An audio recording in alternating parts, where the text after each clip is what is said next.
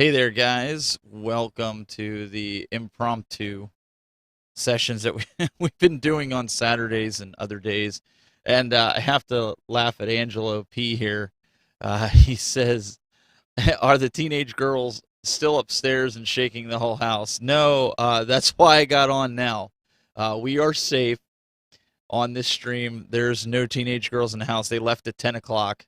So you can see here, my wife was gracious. She went out and got the kids some donuts over at Dunkin' Donuts. So, not that I'm doing a plug here, and I'm careful not showing the logo, but she picked me up a coffee.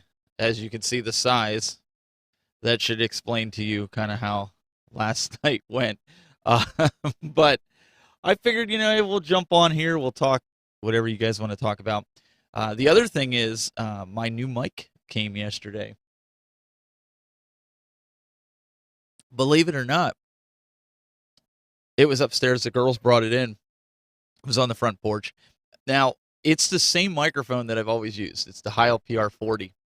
But I wanted something different. Like I said on one of the shows that, we do broadcasting on as well as the gaming show. I like black electronics. I don't like, white I'll get it because it's clean, but it depends on what it is.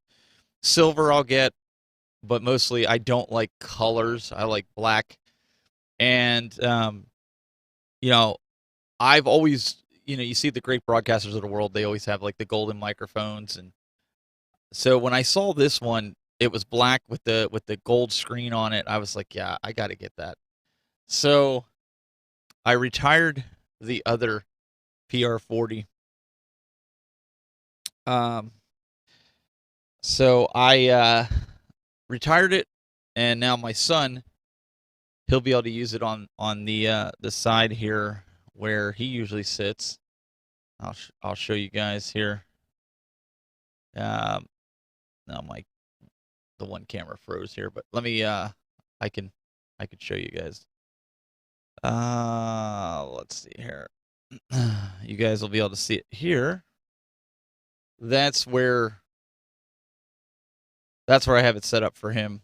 I guess I still got to get a boom arm for it, but for now, it's an addition for him. It's got the shock mount on it because I bought a new shock mount to match and stuff. No, she did fill him up with sugar and send him home. That was the best thing that she could have done in in that aspect of things, which was kind of funny. But hey, they had a good time. They were down here. They played games, but honestly, I think the only game they really played in the arcade, they played Miss Pac-Man and they played Mortal Kombat. For some reason, every time these girls come over, they play Mortal Kombat, and they usually play Mortal Kombat 2 on the arcade one up. Didn't really touch the pinball. In fact, the one girl asked what it was, which is kind of funny because all the girls are like 12, 13-ish. My daughter just turned 13. Her one friend is 13. And that floored me. Am I getting old? Are we getting old that our kids today have no idea what pinball is? I mean, I didn't think I was that old. 42. I mean, geez. But for the one girl to say that she didn't know what pinball was and she was standing there watching the demo play, and then she was asking, well, like, how do you play? I mean, how does the ball work? It's digital. And I had to explain to her, there's a plunger on the front. You pull it back, it launches the ball, and then two of the buttons on the side. One will tilt the table, and one will allow you to use your flippers. And she says, well, why would you want to tilt the table? Does the ball get stuck? And I says to her, no, sometimes like if the ball's going to go down where you think you're going to lose it, you can shift the table and cause that ball to fall down where your flippers are and hit it back up. She goes, well, that's cheating. I said, it's not cheating. It's part of the game. I said, you can nudge the table as well. You don't have to use the buttons, but she just didn't get it. She's like, so all you do is get points? She's like, you don't go to different levels? And I said, no. I said, it's whoever can get the most points in a game. She goes, well, that's dumb. Oh, the kids today. And we think Minecraft is dumb, and they think it's the greatest. That and what is the other one that they play? Uh, the my daughter always says sus with it. I can't think of it. They're little creatures, and they have looks like a face shield on it. I can't think of what it's called. I think it begins with an A. And I had to laugh because I'm like, you guys play that. You play that, but you don't play. You don't know what pinball is.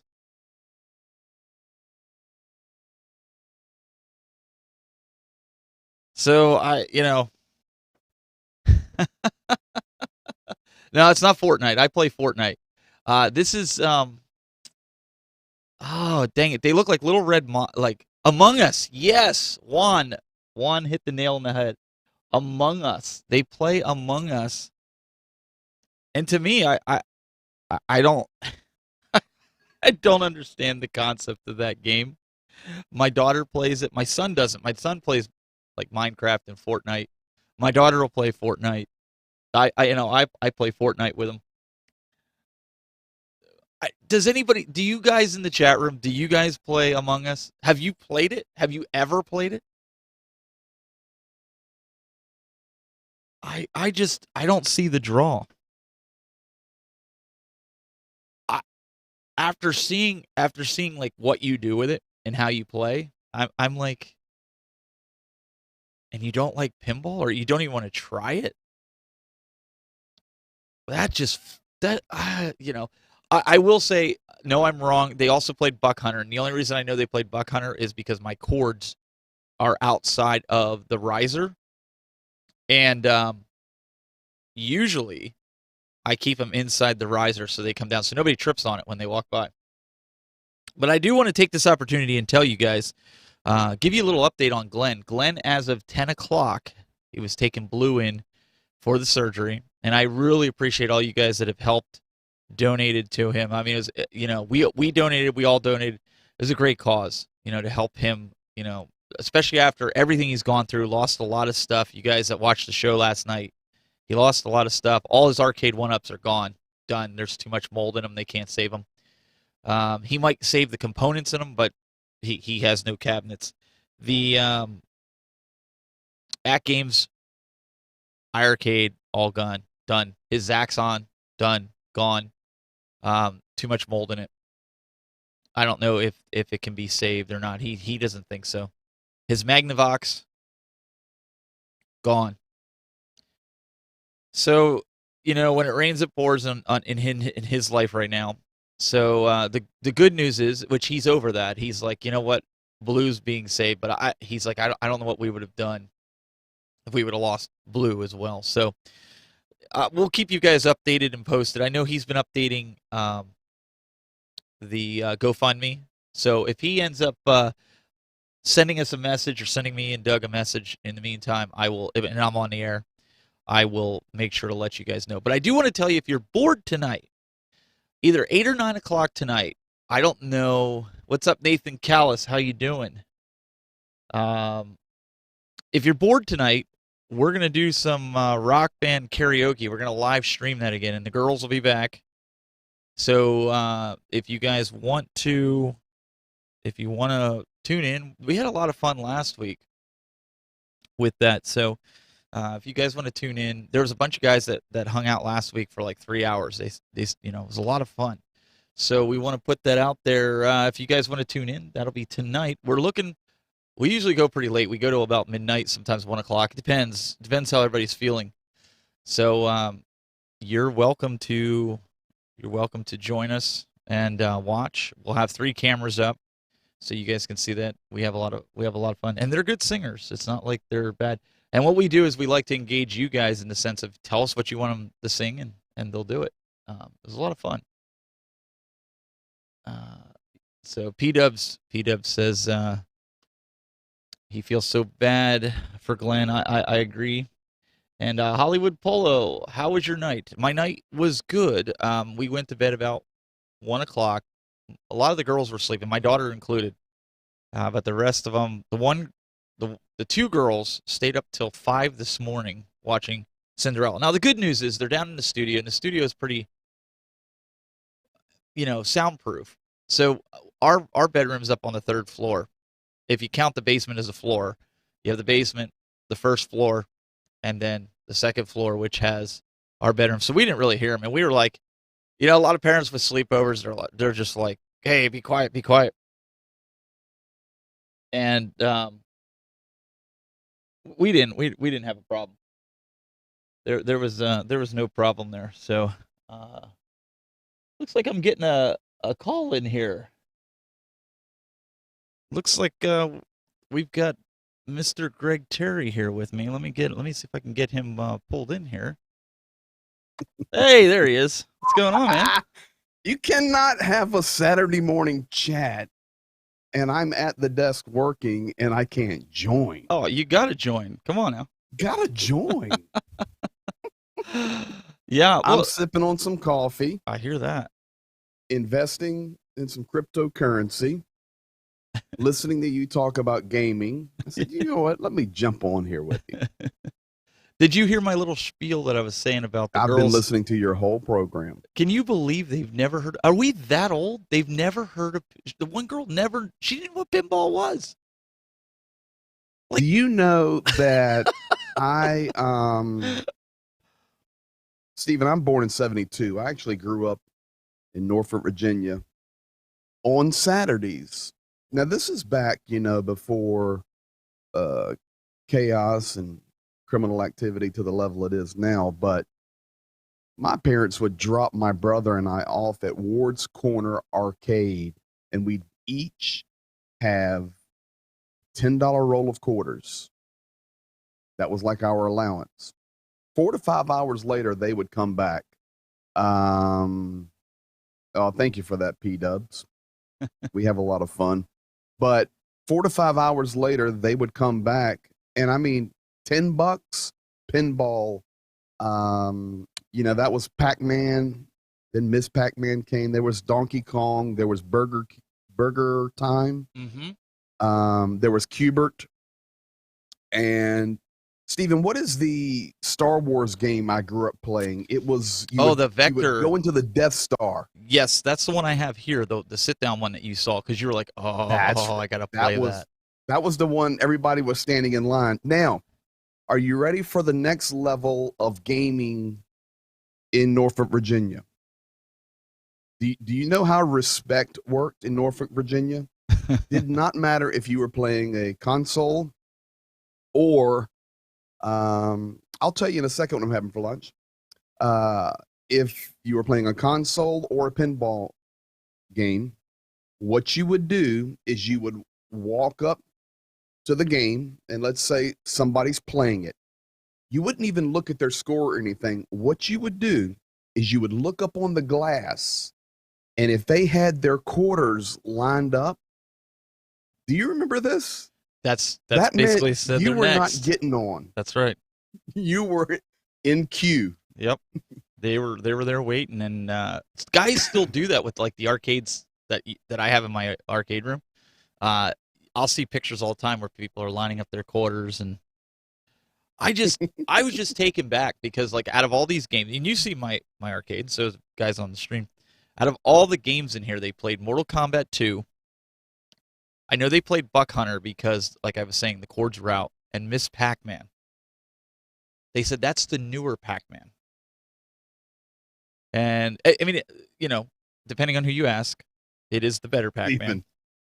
When I was in school and Miss Pac-Man came out, kids would come in on Monday and they would go, "How was your Pac-Man weekend?" Oh, incredible. Pac-Man and this was fever. the question. This was the question. Did you have the baby? Uh-huh. Do you remember? Yep. When you got to the certain level, you had the baby. Pac-Man. Yep. Exactly. Yeah, that's kind of... You were a stud. Funny. So yeah, Chris messaged me and asked me if I had my meeting yesterday with the Personas, and I said no. I said Rick said he wanted to meet at 3:30 and never called me. So I sent him an email. Mm-hmm. Now I'm having a little bit of grace with him because he is in Baton Rouge. He didn't say that they just got power back or anything like that. So I'm assuming they're still doing some cleanup. So Sure. I'm not getting upset about it, but I was just letting him know. But so much better See, the yesterday. blue has been admitted. Yes, the dog, Glenn's dog. I don't know Mhm. if you've been kind of following all that. Hollywood Polo. It is a very, very easy question. I am a Miss Pac-Man fan. I just so Steven, what is that called? Um, the grid. Was there a special word for that? The course that Pac-Man or Miss Pac-Man would run in Well, it was a maze essentially. That's the what they called it. maze. Right. Thank you. That's the word I'm looking for. And they weren't I they like weren't pills. the They were Miss Pac-Man. they were cookies. That's what we found out, that they were cookies. They were cookies? They were cookies. And Pac-Man's actually a monster. So therefore he was a cookie monster eating the cookies. And they're not power pellets. They're just bigger cookies. So you see how much that You evolved. learn something new every day. I was amazed when But I I watched can some tell you- documentaries on that. I liked the Miss Pac-Man maze. Plus, she was quite hot for a 10-year-old boy. She had a round figure. She was in shape. But she could eat a lot. Not the type of date you would want, right? No. He eats too much. Eats you out of house and home. Yeah, no. I've been trying to come on and do some like these impromptu type things, help build the community, test equipment, do different things like that. I got myself an upgraded PR40. I didn't know you were a mic racist. I'm mic racist. No. I'm an equal opportunity offender. I hate everybody Equal equally. opportunity offender. Yeah, Although I will say the black microphone is kicking, dude. Yeah, I like it with the gold trim on it. And it looks good. Before anybody says it's Steeler colors, that's not why I did it. I wanted the gold microphone, but I think when you have a lot of lights in the studio and they're at a lower level as opposed to like raising them up like you have on TV, like Larry King, a whole gold microphone would just be too much reflection off of it, in my opinion. So, yeah, I didn't want to go total gold. I'll tell you one thing that looks gold, and I don't know if folks watch your stuff, other stuff, but your Salt Talk logo. Oh, yeah. Speaking of gold, is the bomb diggity. Yeah, the Salt Talk and the Salt Talk show has been doing really good. We've gotten the community around that has been growing and growing, and we must have 10 questions now since the last show. And if it keeps growing, we might move it to a bi-weekly show, which we still got to get you on eventually. We're going to get start doing some stuff like that. But right now we're just building, right? Yeah. So it's one of those things that we're trying to build it up. And last night it was hilarious. These guys were laughing because the girls were upstairs. My daughter had to sleep over, and they're running around, and my camera looked like an earthquake because it was shaking from the rafters. And I what was I going to do? I mean, they were all cool about it. They're like, yeah, no worries, no worries. But I was like, yeah, just so you know, this is what's going on. Fortunately, they couldn't hear him yelling and carrying on. I mean, when the girls first get there, they're 13-year-old girls. They're just like running and hollering and carrying on. And, it's one of those things. Now, Greg hasn't played my pinball yet. Every time he comes over here, I put him to work. We're always working. So he has to bring the family over, and we have to do a game night and come over and hang out and actually play the NBA game. Jam. All I want to play. And all we do is I come over there and work. If he's not careful, the NBA Jam might end up in the back of his car to send it home with him, so I can put The Simpsons in here. Listen, do not get rid of NBA Jam. My aunt just moved here from Scottsdale, Arizona, into Greenville, and she bought a large house over here, and she's looking at making a game room in one of her basement rooms for, kids of the church and school kids and all that stuff to come over. So she's looking. So do not get rid of anything. No, I think that's a great idea. I see another children's pastor. He was doing that too in his basement. He bought an arcade one up. I forget which one he got. Maybe it was Pac-Man. I think it was Pac-Man. Wasn't sure if it was I'd go to that that Galaga. church. What's that? That would be my church. Yeah, he got You one pastors there. got Pac-Man? I'm going there. And so, we do that. We have two in our kids' church room. We have the Pac-Man and we have the Rampage one, just because it has multiplayer and they can play Pac-Man, and it's funny to see these kids play these games, and they think it's the greatest thing. They never heard of them before. Get these little 5 and 6-year-olds playing it. Power of VMix. What's going on, Mr. Rainwater? How you doing? And yeah, I'm still waiting on. Oh, there we go. I'm still waiting on. You had a question about Taito. Yeah, there's new Taito games on the Taito. at the At Games Pinball Volume 2. Operation Wolf is going to be my favorite. I think that is the best game, and then Space Invaders on the Volume Pack 1. They're like the best games, Hollywood, in my opinion. Are you emulating this, or is this just a still picture? No, I'm not emulating. I'm trying. You were not supposed to see that yet. Oh, hang on a sec. All right, I'll cut off of it then. Oh, you know what? There we go. Hang on.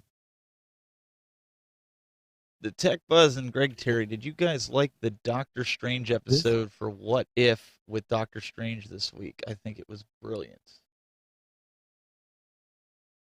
I'll be honest there, Hollywood. I haven't watched any of the Doctor Strange, man. I haven't had time to watch any of that stuff.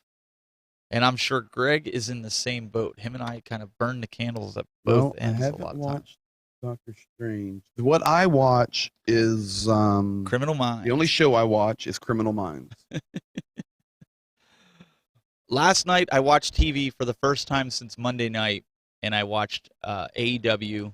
I've become a fan of that and kind of migrated off of WWE just because of CM Punk coming back. It was explosive. He was one of my favorites, and to see him come back and be happy about being there has brought new life to the world of professional wrestling, in my opinion. So that's what I made time for last night. The rest of the time, I was here with you guys. There you go, Steven.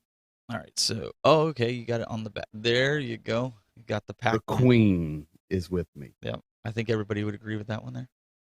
Yes. So I'm still waiting for my windscreen to show up. That was a $70 purchase. Because I wanted one just like my other one, how it just came up and it sat over top. I didn't want one of them big, like they make them for the RE20s and such and the PR40. So I ordered a black one, and then my son has my other mic. So I have to be careful with proximity right now. So, sound good. Yeah, I mean, it's the same microphone for all intents and purposes, but my other one was about 12 years old. So I'm thinking there's some new components inside, maybe. I mean,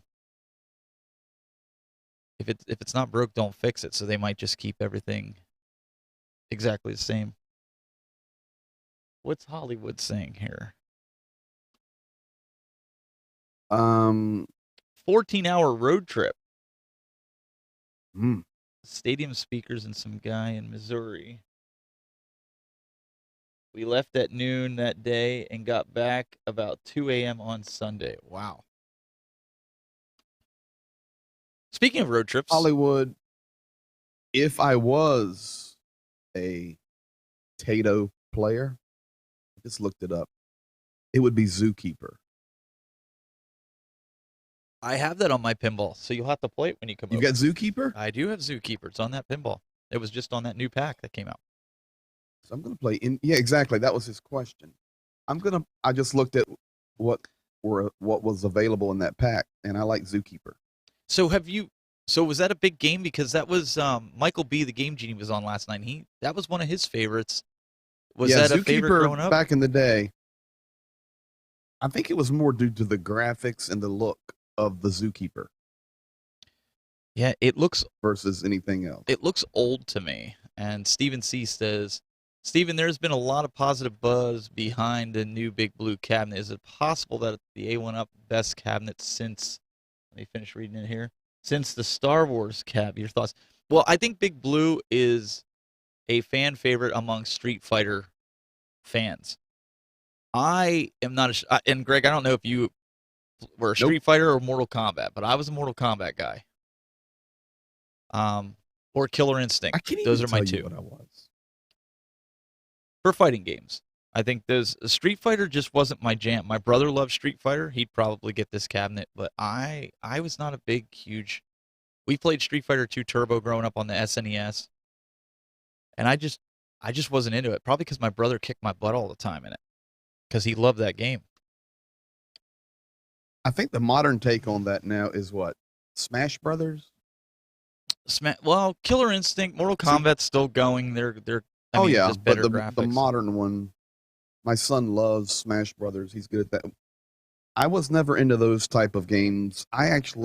My favorite before Miss Pac-Man stole my heart was Pitfall. Yes, Pitfall's Rock really good. solid, buddy. I actually have Super I Pitfall thought I was Indiana Jones. for I think it's Sega CD. I have Super Pitfall Sega, or yep. the new one, the Sega CD. But I remember the original Atari one and the Intellivision one. I have the Intellivision one. Yes. So my dad got it. My first gaming experience was actually on ColecoVision. Yes. Of course, Atari, and of course we had the Pong hookup for the TV. Yep. And we were epic, with the Pong. But I remember going over to my neighbor's house in Norfolk, Virginia, and playing ColecoVision and Intellivision as a little boy. Do you remember the game called Frog Bog on the Intellivision? I do. And for those that don't know, if you've ever seen this game, you're two frogs sitting on a lily pad and flies come out and you have to use your tongue to get it and you can't fall in the water, otherwise you die. I don't know why, but I loved that game growing up. I played that. It's not the same, but I think games a lot of times come down to the characters. For example, like Cubert. Cubert's cute. Oh, I love Cubert. But I mean, there's another classic that I actually enjoyed was Frogger. Yes, we love Frogger. So it's kind of a precursor, similar, but precursor to Frogger. It's real game. I started really losing my feel or my desire for video games after games like Mortal Kombat started coming out, only because like Mortal Kombat was the last of that era where you had to hit 50 million different directions on your gamepad to do moves. Like even in football, you remember when Madden got overcomplicated? Like it was just like it wasn't fun anymore. And to this day, Tecmo Super Bowl is still my favorite football game on any of the retro consoles, bar none. I will kill anybody in that game. You're dropping a big gauntlet there, because if you give me Bo Jackson and the Raiders, I'm going to smoke your rear end. No way. No way. I'll be the Cowboys. On Tecmo Bowl? Super Tecmo Bowl. I don't care if it's Super Tecmo. Dude, I will take playoff edition. I'll take the Cowboys. It'll be Aikman Irvin all day long. And if I want to get funny with you, I'll just give it to Emmitt Smith and I'll run it. You will not stop me. I will stomp you like 72-3. It'll be bad. It'll be a massacre. Let me tell you a story now. Let me tell you a story. Stephen, you're talking right now and reminding me of a story that unfolded with a friend of yours about 9 months ago. His name would be Chris Schneider. And he was running his mouth. Wait, stop. You are. Don't you have like sappy music that you could play right now behind you? It's rolling. I'm not hearing it. Oh, you have to be hearing it. Where's the sappy music? It's rolling. I'm not hearing it. How can you not hear it? I hear it faintly right now. Faintly. You may give you a little bit of it? There you go. There you go. Okay. So this reminds me of a story of my friend Chris Schneider. He's our audio guy. And 9 months or so ago, he was running his mouth about how great of a Madden player he was. The problem is he doesn't know that my very good friend, with whom Steven has played some other games, Energy Center, Sam, California, Oh, Sam. was a Energy Center. top 0.01% player, tournament player in the world for Madden. Top 0.01% player in the world. Played all the big events, money events. So Chris is running his mouth. I'm a master at Madden. I said, Chris, I got a friend of mine that you want to play. Maybe, if you're such a master, you play my buddy. Oh, I'll play anybody. I'll smoke them. I said, okay. I set the game up, Steven. I actually streamed it. This has been a while ago. I'm on the phone with Sam, and I can hear them talking back and forth. And Sam goes, okay, Greg, do you want me to let him score? You want me to torture him? What do you want me to do? I said, Sam, let him drop 7 on you and talk trash and then demolish him, because that's a great plan. Chris went down the field in the first quarter, scored a quick and easy touchdown because Sam didn't even control a player. After that, Chris started running his mouth. I'm going to demolish you. Greg said you were so good. Oh, no. Sam says, the game is over. Chris says, ha, the game's not over. I'm up 7-0. From that moment forward, the game ended 84-7. Listen, and Chris never got another first down. He was screaming, my game is glitching. There's something wrong here. And Sam is just trash talking to him. Your game's not glitching. You're not even at my level. So, Steven, the gauntlet's been dropped. We're going to have to live stream a Super Tecmo Bowl. You can have your Cowboys. Madden people will crush me. We were decent. No, not saying Madden. Not saying Madden. No, Tecmo Super Bowl, we're really good at. Okay, well, we're going to stream a Super Bowl. Okay. The Tecmo Super Bowl. Okay. You can have your Bo Jackson and Raiders. That's fine. I'm going to have Bo Jackson and the Raiders, and you're done. Here we go. The last thing. Change your date. Change your date. Oh, yeah. Yeah, why is that on there? People are going to come in here and be like, what? I haven't changed anything on the lower thirds. What's today? The 4th? Sorry about that, guys. And actually, I should change the top because it's not impromptu. It's Saturday stream. Otherwise, people are going to be like, hey, we just saw this last week. But in all seriousness, like when they came out, do you remember John Elway's football for the NES and Nintendo? I do. Awful game. I don't know what it was with Tecmo Super Bowl, but I'll tell you what, that was one of the best games that they had ever come out with as far as football. The original Tecmo Bowl was okay. The only thing with it is they didn't have like real players and real teams. They were kind of that was the only thing we really didn't like. But with the Super Tecmo Bowl, like you had the injuries, and my other favorite football game was Primetime, and it wasn't just because it was Deion Sanders, but I liked the fact that you could trash talk on the field and be like, I own you every time you tackle him. That was a lot of fun. But Sega Sports did really good with a lot of the football games that they made. Like I liked them over the Maddens, like NFL 95 or whatever it was. When they started getting this game, you a Golden Tee guy? I am not good at Golden Tee. My buddy is, but I have the Golden Tee here. Yeah, I know you do. I like Golden Tee. I didn't know there was technique to it. Yeah, I like the Buck Hunter. Yeah, but like strategy hunting games, I'm a hunter. Sure. And I just can't get into because it's not the same. It's not the same, but like what we like it with, we have a family that he's not into video games at all. But he's a big hunter. We talk hunting all the time. extra stuff and whatever. We're out there, showing stuff.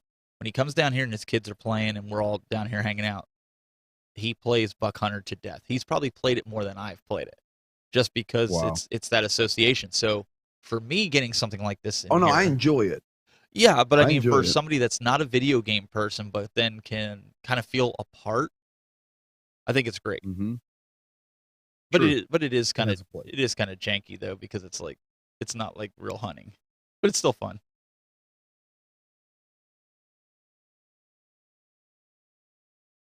Let me see here. I'm looking at the comments too. Mm-hmm. Let's see here. So David in the chat here, he said, Down. just received the Buy Stuff Store back box on Wednesday and installed it last night. Now have to work on setting up a PC for the At Games Legends pinball. Did they put it back on the back of the box? Because that was something I said to them. Not that I'm interested in it for $650. Let's just say that, because that's what the pinball cost in the beginning. Not just for a back box, but did they finally close in the back? Because I think you should get it back on it, because it looks just half finished. Hopefully they did. But that thing didn't interest me in any way, shape, or form. So, but yeah, I think Madden 90, 91, 92, we played it, but then it started getting really complicated, even like kicking field goals. Like you had to make the meter go all weird to drop it in a certain spot, and windage seemed very ridiculous on it. It didn't seem really realistic, right? Like you had to do 50 million, like you had to hold this button down while you're hitting another button to make the windage correctly. Yeah, I mean, it's terrible when you have to play a video game and have coordination. I mean, terrible. Well, I don't mean so much that as remembering everything. You had to remember every, like, Yeah. I think that was the hard. It wasn't so much the coordination. It's like you're ready to go. Oh, I hit the wrong button. You ought to try to do it with 7 fingers. Oh, well, there you go. Yeah. That's why I like the older games better. Yeah, 2 buttons, A, B, and your control panel, right? Or A, B, C. But this is why, like, even now for my Warzone, I have to run a modded controller with my triggers on the bottom to, where there's a will, there's a way. So that's. Now, did you mod that yourself, or did you get that custom made for yourself? No, this is actually a Razer Wolverine right off the shelf. Okay. Really, really good controller. It's got my under triggers so that I can move all my left hand activity to my right. See, I can't get under. So gotcha. You just mod and learn. Interesting. And there's no cheats or hacks. There's nothing on it, like that, other than I got trigger stops. But no, I have to be very right-handed. I never even gave that a thought. And you don't play like you have the buttons backwards. I bet that was difficult to relocate buttons when you know it's a certain button. No. When you're born away, you don't know any different. So it's not like an accident happened and I had to relearn. That's a good point. It's always been. That's a good point. And secondly, finger dexterity is what a piano player has. So that is also assisted in my gaming. But yeah, that's a good lesson on this Saturday chat. You can accomplish anything you want to. You go for it. Yeah, I never even gave that a thought. Like, even knowing you, when you're playing with a control panel, I never thought about, like, how does he play it with 2 hands? Nobody does. Never gave it a thought. When I go new places and play piano, and then people come up and meet me afterwards, and then they see my hand, and they go, "Ah! How? How?" Hey, and he's good. He's good at Warzone. Like, I have 2 good hands, and I'm lucky to get 1 kill in a game. Like, this guy goes on a rampage and hit. Well, not to brag on your daughter, but she smokes everybody. Your daughter is like, a beast. She is like, I watched the one night, I wasn't playing when he used to stream it. She had 17 or 18 kills. You guys ended up winning, but she had don't mess with her. No. I'm glad she was my coach. But then she gave up on me. Here's my phrase when I'm playing with her, and I'm decent. Hurry, get over here. Revive me. Revive me. Well, even Superman's good, but I still think in certain Superman's good. instances, Annie's better. Now we're playing. Listen, now our squad is my daughter, Superman, and Superman's brother-in-law in Tennessee. Now he's a monster. He's better than Annie. Really? So, dude, we had 2 dubs last night. Does It's Energy Center legit. still play? Oh yeah, Sam still 'Cause plays. I know but his schedule's he's got- weird. Yeah. Well, schedule's different. He's in California, and they're still dealing with health issues with their daughter. Okay. At AFM. Yeah. Okay. So I'll have to explain this because Greg probably doesn't know what the Vibs board is and everything on this because he doesn't have a pinball. You got to remember that the only at game stuff he knows is from coming into my studio, and we don't usually talk about this because I don't have it either. I'm just in here to make fun and have fun. Yeah, a buddy of his came over and installed the Vibs board. Vibs board basically allows him to hook a PC up to his pinball machine to play like pinball effects. I'm sure you've seen that on Steam to be able to play some of the like the Star Wars pinball, Back to the Future, all like the big AAA titles of pinball. And he said, just ordered some USB 3 cables for my docking station and almost set up for the 3 screens set up on ALP. That's cool, Hollywood. You'll have to send us a video when you get it done. We'll show it on the Retro Buzz on a Tuesday, or excuse me, on a Friday. I don't even know what day it is half the time. Let me ask you guys something about pinball. So you're playing basically a virtual pinball, right? Mm-hmm. So for those of you that are, Steven's age, my age, older, evidently you grew up playing pinball. And I understand those machines are heavier, they're harder to find, to maintain, all that. But is video pinball really the same feeling as being able to bump that table with your body and the way we grew up, not push it to the edge of tilting it and have real bumpers, see that steel ball floating around that screen? Is it really the same? I think you need to play this pinball because it's pretty close. I will not go as far as saying I'm not anti. I'm just asking because I grew up playing pinball. If you stand at the table and it's on, and the ball's sitting there ready to be plunged, and you just bump the table, you'll see it rock back and forth. You'll even see the ball look like it's rolling. Oh yeah. Oh, on next certain time I'm tables, over, I'm trying it. The Legends pinball, you can do it. You can even do like the plunger trick shots. Like if you want to. Like some guys don't pull it back; they just whack the plunger and it sends it up. Yeah. Like if they That's only how I used to play. If they want to drop it in a certain place, like if it's not a long ramp, you can do that on that.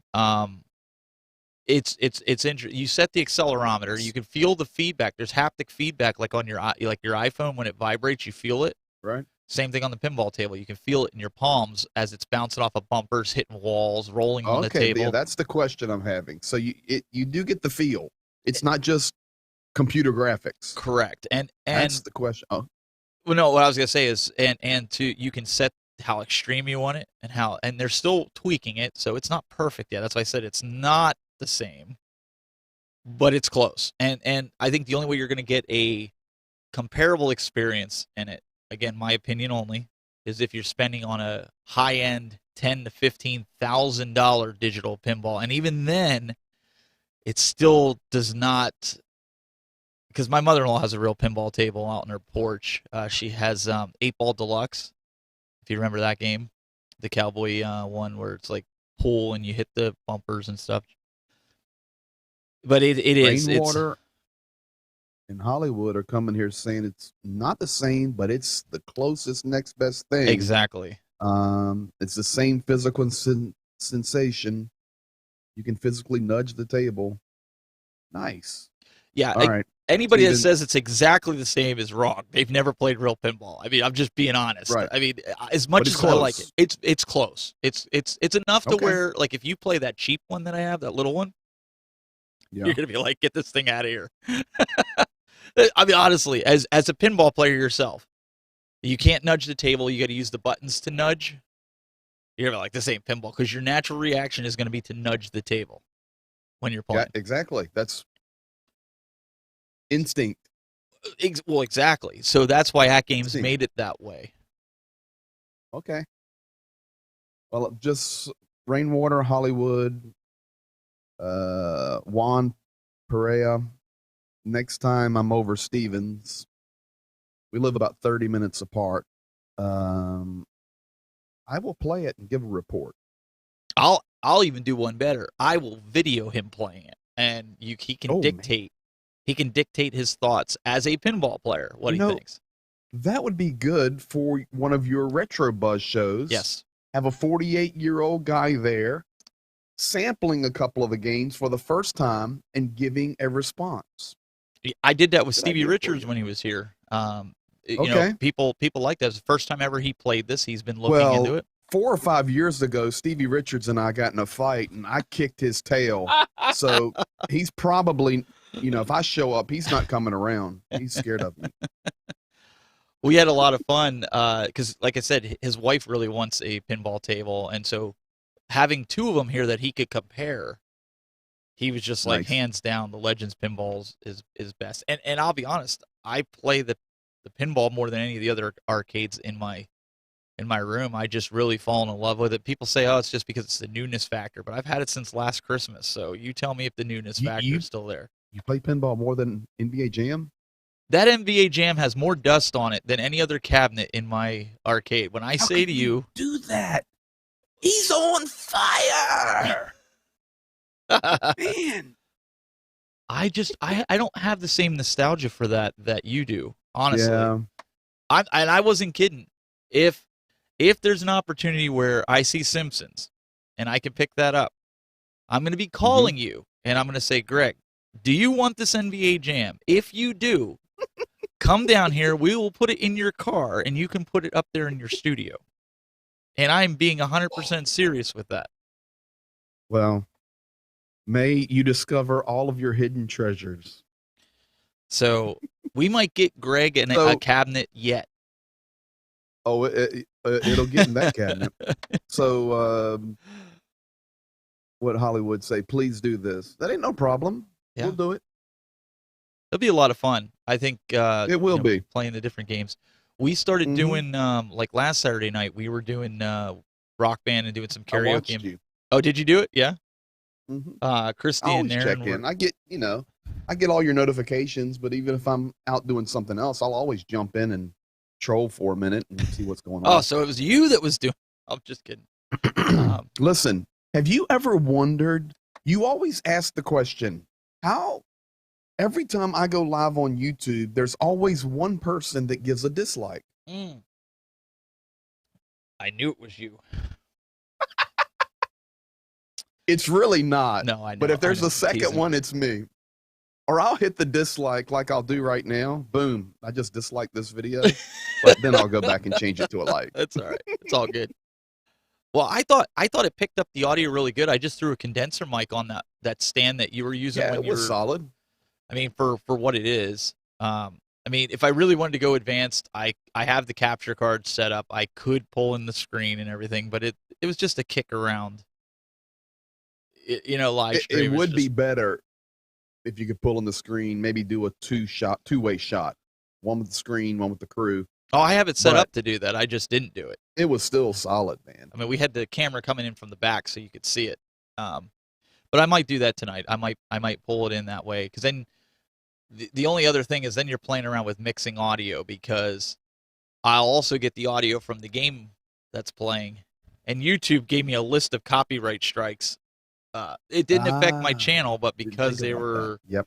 So that's the other reason I used the room mic, because I didn't want to get... I wanted Christy and Aaron's voice to be above that, but they still nailed us. But it didn't strike my channel in a bad way. It just said it was not available in some countries, or if I do revenue share, I have to share it with the artist, which I think is dumb. I mean, they know people stream these video games. It's they're not even the original artists that did it. It's complicated. It is, but that's one of the This morning you were showing your Dunkin' Donuts coffee. Yes, but we're not allowed to show the logo, so I'm showing my water. Oh, it's not that I don't want to show the logo, but it's people automatically think you're sponsored by them or something. I'm not sponsored by Buy Boost, but I can tell you one thing. That's a really good water drink. Strawberry watermelon. It's phenomenal. Nice. Is that a green bottle? Is it like green on top because it was chrome? It looks It's like got one chroma little key. green, the little Okay. plastic thing. Okay. Because Yeah. I was looking at it, I'm like, what is going on with that? Like it. I'll fix that. There you go. Okay. Yeah, and it's got a little green plant too. Yeah. No. This is my 64 ouncer. This is blue. Gray. That one's for longevity. That's the daily intake of water. Oh, I thought you were gonna say that was the outtake. Sometimes when these streams go long, yes, it's a multi-purpose tool. No, Juan, disclaimers don't work. Like I don't know what and I didn't even put on revenue. Like we had some gracious guys that tipped the girls, and I told at the end they tipped. They loved the stream. You know, we made $44 last Saturday night, and I was like, well, I'll take them out for dinner. You know, like that type of thing. But that was the only revenue that was the super chats. I didn't turn on YouTube ads or anything like that, and because I don't think of stuff like that. I was just doing it for the pure entertainment value of it, right? Putting it on, and kind of gives you that little extra push when you're doing a song, knowing that people are watching you. That you try to, like, especially with singers, they want to try to hit everything and do the best that they can with it. So. But yeah, the disclaimers, they don't work. People want to sue you, especially, let's say this stream went viral right now and Greg showed that drink. And we were monetizing off of it. That company would be sending us an email going, we want a percentage of that or we're going to take you to court. Mm-hmm. That's how ridiculous this is. That's why I'm very careful with showing those types of logos. Usually tech companies, broadcasting companies, you're using their gear in their stream. They don't care. And if you're monetizing, they don't care. They're not going to. I mean, how many times have you shown PTZ Optics stuff on your stream? And that's free advertising for them. I mean, what are you going to do? Sue me? I'm selling your cameras. Right. Exactly. But they don't. And the drink company could think the same thing. Like, hey, he promoted that in front of tens of thousands of people. Plus, I mean, I do know somebody that works for them. Yeah. I know somebody and too. Getting ready to get you an order for 2 cameras in California. Hello. Yep. Oh well. I'm gonna mute the stream here for a second, guys. So you're gonna see us talk, but I want to tell Greg something off audio real quick.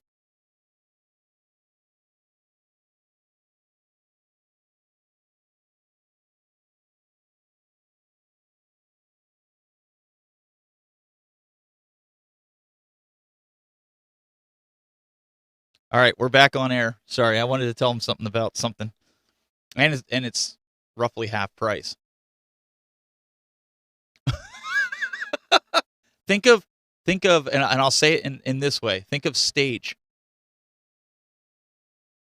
Exactly. So just let your mind wander on that. But that's, I think, later this year. But you'll get. Yeah. I don't understand why you would mute the microphone because you don't want everybody to know you won the lottery. You're the Powerball winner of the world. And I don't understand why you just muted the audio and not letting these guys share with you in this joy and satisfaction. Well, if I won the lottery, I would have given Glenn all that money by myself. I would have been like, Glenn, go to the vet. Call me when you get there. I will give you my credit. I'll give them my credit card number, and I will pay for your dog surgery. He wouldn't have had to go on through that. But Rainwater City showed your logo one time, and you sued him. Oh yeah, you heard the whole thing. What my greatest joy is? I'm on my news stream and I'm ripping it, having a good time, laying the truth out there. Yep. Here comes Rainwater from Washington. Tell it like it is. I love it. I'm just curious. He's messing. He's like, I heard the whole thing. He didn't hear the whole thing. I muted the stream. I'm curious. Rainwater, is that your real last name, or is it just like you just? Can I guess? Yeah. Can I guess? I think it is, but I'm just curious. I'm gonna say no, And why? and here's the reason why. He's from Seattle, I think Seattle, Washington area. Yeah. That's a lot of rainwater out there. They get a lot of rain. Mm. So I kind of thought maybe from the Northwest, that's where rainwater originated. I mean, if it's not his real last name, I'm not asking him to disclose that. I know a lot of people are worried about giving their last name online. I get that. But I'm just curious because it just seems like you said coincidental. It could be good marketing. I use my real name. I mean, don't have anything to if hide. it is his real name, that is a very cool last name. That's kind of what I was getting at. Like he has like you're from Seattle area. It rains all the time there, so your last name's Rainwater. He could be, and listen, I'm 1/8 Cherokee Indian. Okay, my great grandfather was full Cherokee, so that would be like a Native American name, Rainwater. Don't you have any like Indian type sound effects on your sound effects board there? No, but I sure could get one. That would be funny. But you know what? We might get sued for being racist if I play that. That's a very good point. Yeah, and we're not trying to offend anybody. We're equal opportunity offenders. Apparently, he says yes, it's his real last name. People think it's a Native American, but it's actually a German heritage. But my ancestor's name was hard to say, so they changed it when they came to the U.S. That's pretty. Rainvata. Now that that's pretty interesting. Oh, he has a cousin named Misty Rainwater, and a sister-in-law named Crystal Rainwater. Noah Rainwater. Dude, Nephew. what if you went to school and your name was Noah Rainwater? You know, it reminds me of, do you ever watch the Alaskan Bush People? Yes. And the one daughter's name is Rain, and she has like this real long Rain snowbird, like, I mean, it's just like outlandish middle names. That's kind of what I thought with here. I think his name actually, because I know Little German would be Regenwasser. Okay. Steven, did Jeff send you some merch to make things right? Make things right? I don't know what that means, but okay. I'd love to see you holding a Rainwater Games mug on your show. To make things right. I don't know what he's talking about. I don't have anything against Rainwater. Listen, man, I don't play into drama, man. On the streams and stuff. I create it. I'm a content creator. That's what I do. I'm kidding. I don't create drama.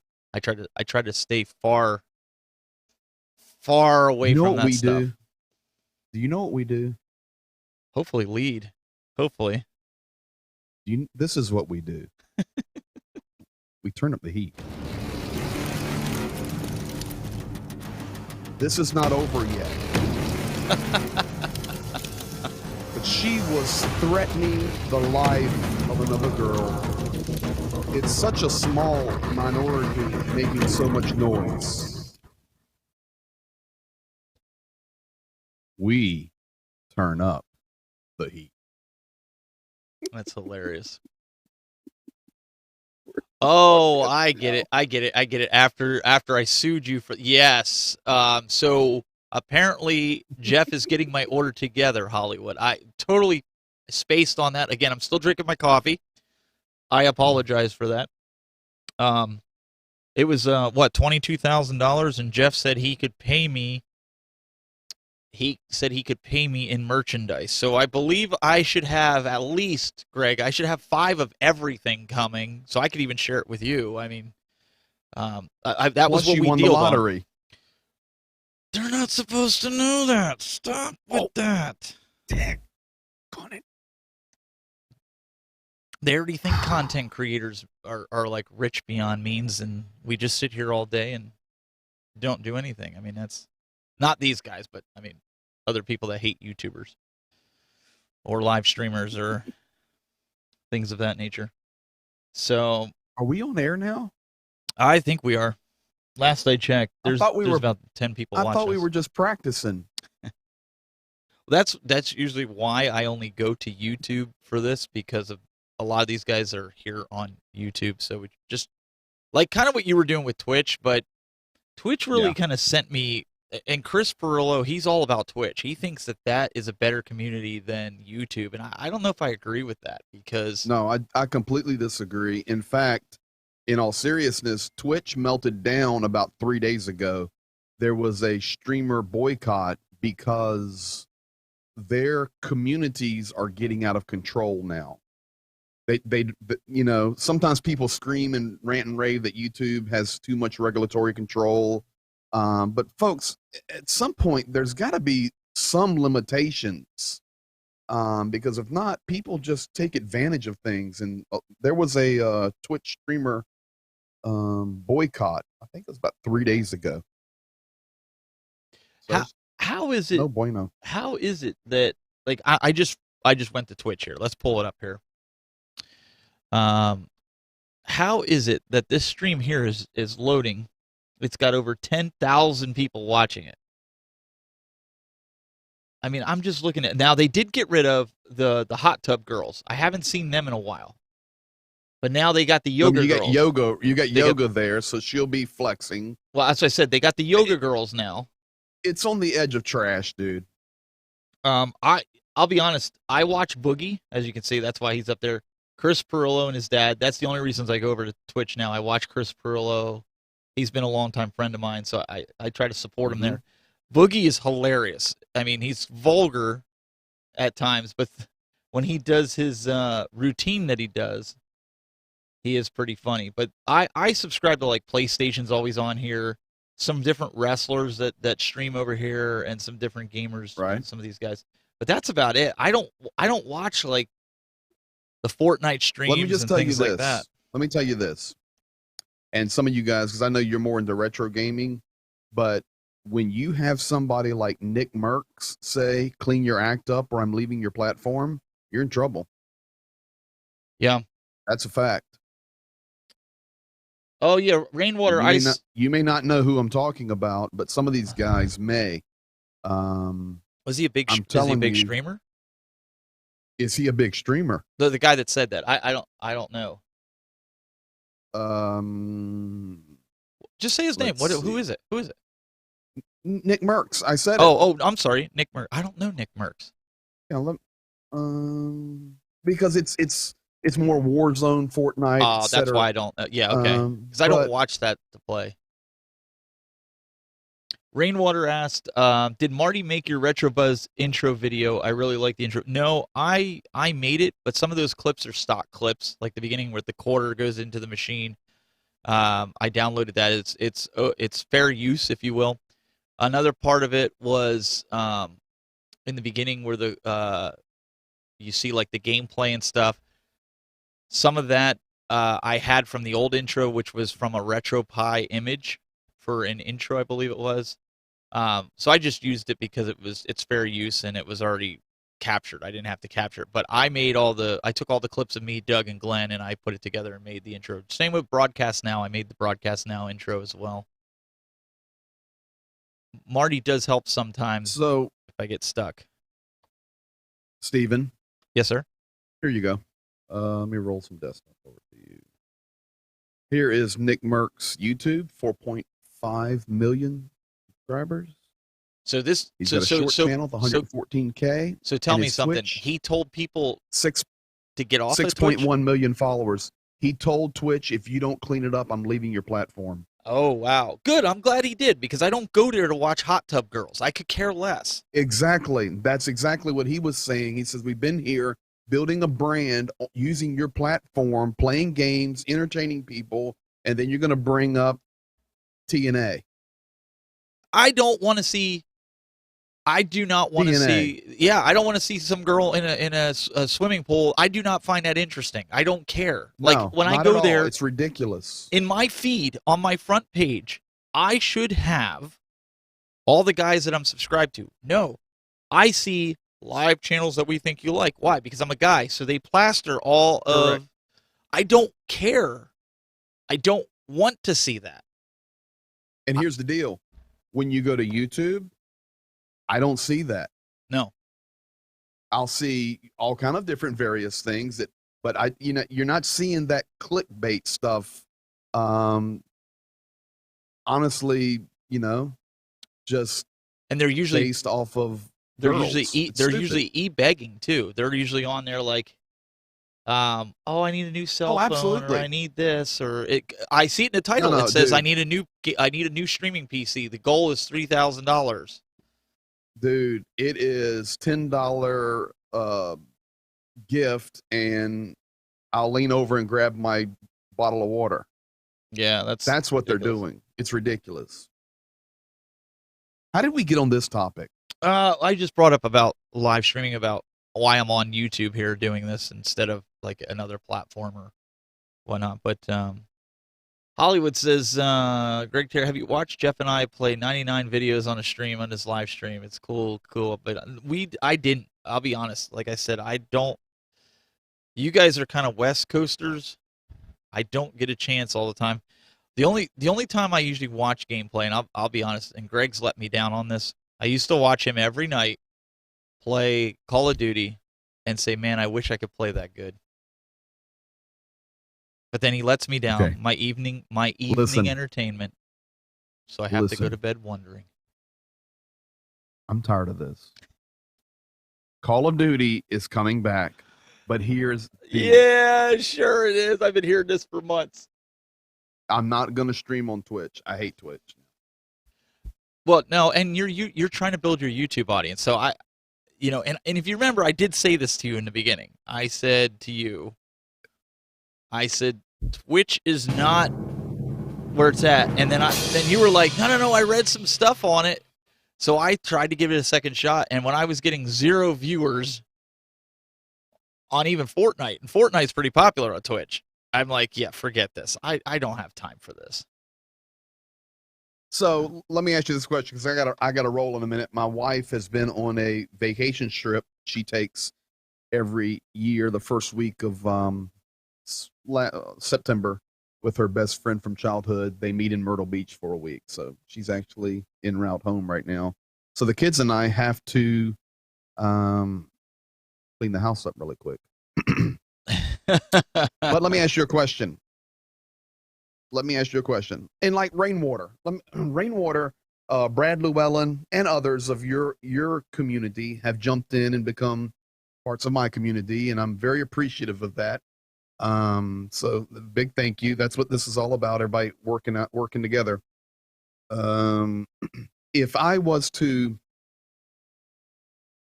because I do more than just my news and political and, Bible, Christian stuff on my YouTube. I put music on there some. I just dropped a music video of me playing a song. I put little shorts up there occasionally. I've done some investing videos. I think you'd get more from my community too if you did your Call of Duty live and you had it regular. You would get a lot of these Hollywood Polo, you'd get Rainwater, you'd get Adam, you'd get all these guys that are in here right now. No, but my point being is I do not want to, I want to keep growing one brand, which is and that's why you helped me, Stephen, name it The Experience. Yeah. Because The Experience is basically which would be my experience. Everybody has their own experience. So my channel is the Greg Terry Experience. So I don't really see a problem with including gaming on that now, which I did in the past. That's why I did not do it. Well, this is what you need to do. I have a usually it's a studio tour, but I got to update it. So now it's whatever's live. But I have it broken down to broadcast now. I have that also. The Retro Buzz, live game nights, that'll be there. Legends Center, which is the game thing that At Games hired us for to do a year or two ago. Tutorials, reviews and unboxings, weekly pickups when I used to go on game pickups. No Boundaries Outdoors, even though No Boundaries Outdoors has its own YouTube channel. And that's what I have on my I've segmented it so people that subscribe to me and they want specific content from me, they can get whatever they want right from there. That makes sense. So maybe that's something to do. Maybe that's something to do. Like have your crypto, but bright, make make a playlist so that I think, and guys in the chat room, let me ask you, especially with guys like me and Greg who do multiple, uh, have multiple interests and multiple facets. Is it easier for you to subscribe to one channel and pick and choose the content that you want from us, or do you think we should create multiple brands and channels, which kind of annoy me with other content creators? But again, I'm throwing this out there, get rid of my bias. And you go to one-stop shop. You want any of Greg's content, you have it accessible. Whether if you're not into crypto, it doesn't matter. You subscribe to him because you want his gaming stuff, or maybe you want to watch his news program. And those are the two things that have interest you, and you're just going to leave alone the crypto. Tell us in the chat room. This is a perfect example, a perfect opportunity to do that. Rainwater. Rainwater says, I like Greg's other stuff too. He makes worship videos and drinking horrible drinks and tell me how the president gave money to terrorists. I sure do. That's right. Hey, Stephen. So I appreciate the guys' comments in here. Hey, I'm glad I jumped on today, but let's do an analysis let's go back to Nick Merckx again. You ready? Yep. Give me full screen and I'll show you. Okay. I think this is the answer. Nick Merckx, who is top tier legend. You guys may not know him, or you may, but I mean, documentaries, biographies, the dude's legit. 4.5 million subscribers. About a year ago, he decided to create a short channel, meaning he would take little 60-second clips and create another channel. Now, with his huge following, over a year, only 114,000 people. Oh, crap. Here we go. Sorry, I made a mistake. So 4.5 million subscribers. Can I zoom that? There you go. 4.5 million subscribers. He's a legend, one of the best out there, entertainer and phenomenal player. But about a year ago, he created his short channel. And out of his 4 million followers, only 100,000 came over to his shorts, which is 60-second clips. So I think that may answer it for us right there in general. So I think it. I think it separates your community. Yeah. It segregates them. And the object is to get everybody in here at one time, in my opinion. That's why I know a lot of these guys, when we started broadcast now, yeah, I solicit to the gamers because a lot of these gamers now, because of how easy it is to live stream with quality, figured they'd want to watch it and try to learn to be better. And you know, not that I'm looking for a pat on the back and saying, Steven, your stuff's the best out there that we've seen compared to some of the other gaming videos. And it's like, I don't care. But if I can impart some knowledge, if they could take something away, that's kind of what I'm doing. So I'm trying to bring both communities together. And then also with you, having you on, intermingling the community that I built, Marty built, and we kind of shifted over so that now there's another guy that they like that, you know, we're working with, and they go, wow, I like his content too. So I'm going to go over because I like the way Greg delivers the news. I actually talked about you on my program last night. I'm sorry to hear that you probably lost a lot of viewers.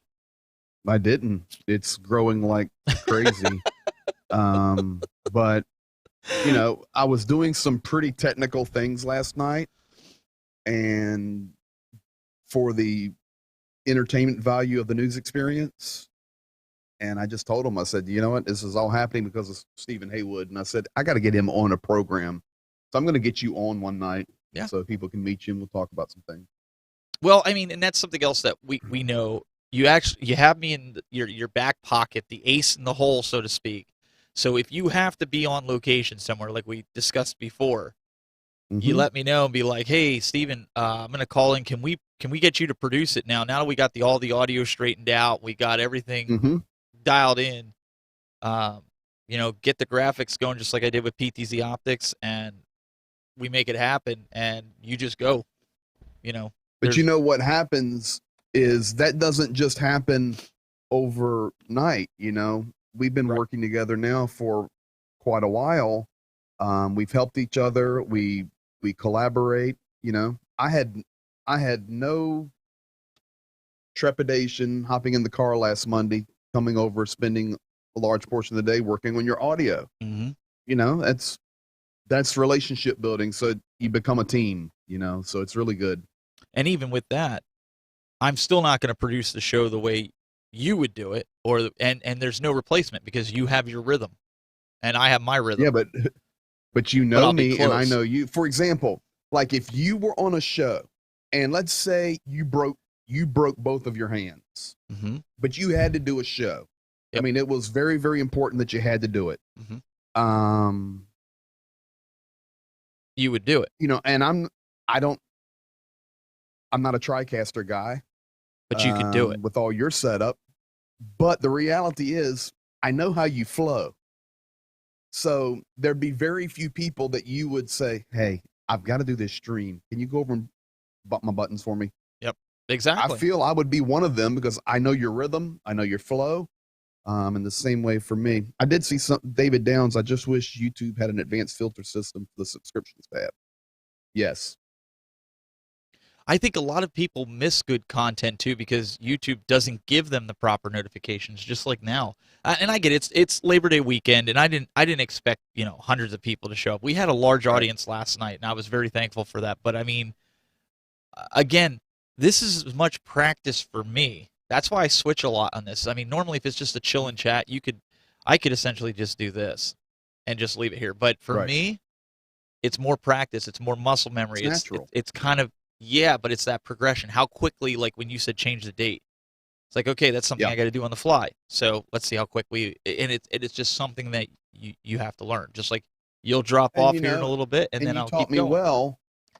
That's why I'm able at the click of a button to adjust and give you that. Right. So I think we're not saying, hold on, I've got to go off air a minute. I'll call back in. I got to figure out how to do this. Yes. No. And I think it also helps build the community because these guys that are coming in here, Hollywood Polo, Rainwater, David, and I forget who else is still in here. I know some people have come and gone. It builds community, and these guys get to see you outside of the show persona, right? Where you're like during a show, I've got a one-track mind. I'm not afraid to say it. Sometimes I don't interact like I probably should because I'm focused on everything that's going on around me. I'm watching audio levels. I'm making sure because there's times that the guests will get excited. I'll use Glenn as an example. Glenn likes to move if anybody's watched the show. Sometimes he's on the mic, sometimes he's back here like this. So I'm constantly watching and riding his fader. Now that even with the audio is right. Doug is also like that. Doug is very soft-spoken like this. And then there's times he gets excited and then he starts cracking, So I'm half watching the chat, trying to put stuff up so they can answer to it. So it's a great way, just like you have an agenda when you do your show. You have to go through everything. It's scripted. You have to. I'm scripted. I do the script, but I'm scripted. The other thing is like, you're just chatting here and I'm seeing you do that more often. And if I'm free, I'll always hop in, have some fun with you. Oh, absolutely. Anybody can. It helps getting it's just, it makes you better. But like right now, I'm actually in my gaming chair because this is a chill. Yep. But if I was actually doing my news program, I'd be in my news chair where you do not see the chair. You just see the full background behind me. What do you use? Do you use like a little no back stool? No, I got a little here. Okay. Oh, yeah, okay. Oh, you got a little, yeah. Yep. And what I do, if you want to know, so my audio line, I actually come up in behind here, I tie it. Yep. And then my ear monitor comes down, it ties in. Therefore, it can never disconnect during a stream. See, I can't do that because sometimes I have to get up and move, so I slide it through my belt loop. Yeah. I'll slide it right in my belt loop. But I went with bar stools. If you guys, this is a little tip for you guys that are doing live content, whether you're doing YouTube videos or not. Even if you have a gaming chair and you want to look good in front of your green screen or your backdrop, get a low back chair that goes up right to the middle of your back, bar stool, whatever. Like I needed a bar stool because my top's high. If you don't want to have the look that Greg has, and right now it's a chill session, but he never has that on when we're doing a show. No. because it introduces problems with a green screen. Now, fortunately, he has good lighting. He doesn't have those problems, but some content creators that I watch do. So less in the camera is better because you can have it lower, get yourself a little stool, a little like even a drum stool. I used to use those for YouTube videos, like my drum throne. Oh yeah, that'd be nice. I would use that, and sometimes I still do. Use Good idea. Yeah, I have one of those rockin' sockin' drum stools that have the flex where you can bounce. I use that. I just pull it from the other room. But like when I'm doing stuff behind here, it's always. I mean, you've sat in them. They're for the most part comfortable. They're cheap, but they're decent. That's what I use. Where is my seat over there right now? Your seat is right over here. Yes, sir, it is. Nice. Let me see if I can pull it. Let's see here. I knew you would switch camera views. Right here. Look at. I even got you a nice. Yep. There's my microphone. It's got the shock that I read. Yeah. I don't know if we can see it. No, it doesn't tip down that far, but no, it doesn't tip. But that's where I sit there. When I'm there. You got the room, so we're good. Rainwater says my camera is strategically not showing my messy room. Well, that's called proper camera placement. That's what you want. You know how many times? I actually go ahead. Rainwater, I'll give you a little background. Every stream I do that you are a part of, that I'm doing news, and it's actually on Integrity Television as well. And I've got the nice dress shirt on. I'm looking good. I have shorts and socks on. Never have, like, suit pants on or nothing. I got shorts on. Well, and you know how many times? Yeah, I have shorts on too. And when I'm doing some stuff where it's a higher end.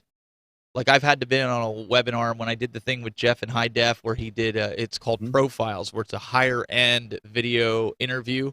I wore my suit jacket with a nice collared shirt, but I had shorts on underneath it because you're only seeing from a. But I wanted to give him that because the whole series is very professional, and so I gave him a clean camera. He's adding graphics and things, and so I sat there with that, but. Is so many times I see people, and I'm sure you've tuned in, that these guys are executives of companies or they're professionals, and they're sitting in their bedroom. Their bed is unmade, clothing all over the place. That's what you don't want to do. No. How's the audio levels now, Ritello? Ritual, sorry. Oh, Tech Buzz levels were on point on the last show. Good. They should still be good. Steven, they haven't changed it. I've got to go clean the house before my wife arrives in 30 minutes. Oh, boy. Oh, boy. Well, all the guys in the chat, it was wonderful spending some time with you. And Steven, I think there's a high probability that Warzone will be on YouTube tonight. All right. You challenge me. What time? You challenge me, and I have to respond. What time? You going to do normal time? Like 11 midnight? No, 10 Eastern. 10 Eastern? Okay. Mm-hmm. All right. Because I might do both. I might have it pulled up while they're singing too, because I'll sit there and listen to it. So. Let's rock and roll. All right, man. You guys check them out. Greg Terry man. Experience. You have a great day. Catch you later. See you, man. Yep. All right. Well, guys, I'm still going to stick around. If anybody wants to jump on, I can actually I can give you a link if you want to get on and chat. But all the audio. Yeah, everything's clean now. So one of the things that I found out from the last show we did, I found out after chasing audio cables and things like that, I found out that the TriCaster, and we're not sure if it's a software issue. I have reported it to New Tech. The XLRs have noise in them, and it sounds like to different people that are techie with New Tech that it is a issue, possibly with the software that they could fix. But the TriCaster is a device, even though it's a Windows PC, it's locked down to what you can and cannot install on it, so it doesn't affect the performance of the system. Okay? So you can't add certain things to it. So one of the things that they did recently add on the higher level, pro level of the TriCasters is audio interfaces. If you guys are familiar with what they are, little boxes that hook up USB. So I looked at one that was compatible, Purchased it for $80, hooked it into the TriCaster, and that's why now we have clean audio, clean game, and everything sounds really smooth. And I actually, not that this has anything to do with the audio sounding, I'm using the same mic. If you're seeing this as a different mic, it's the same mic. It's just that I ordered a black and gold one, and it is newer. My other one was like 12 years old. So I'm still waiting for the windscreen that sits above it like my other one had.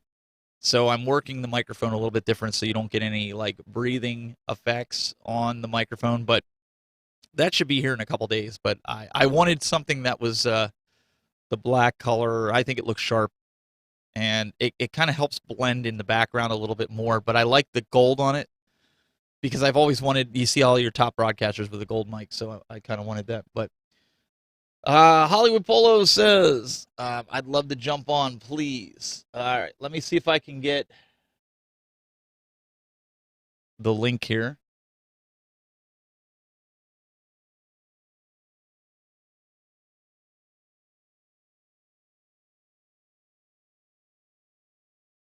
I'll post it in chat.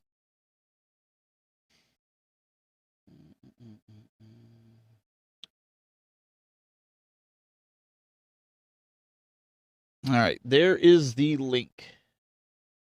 So you'd be able to call in if you want. And I guess, and, you know, for those just tuning in, or maybe you've been hanging out here and you're just listening in the background, we're talking about anything. We can talk about video games. We can talk about video production. We can talk about whatever you want to do. Because a lot of you guys, you do live streams on YouTube.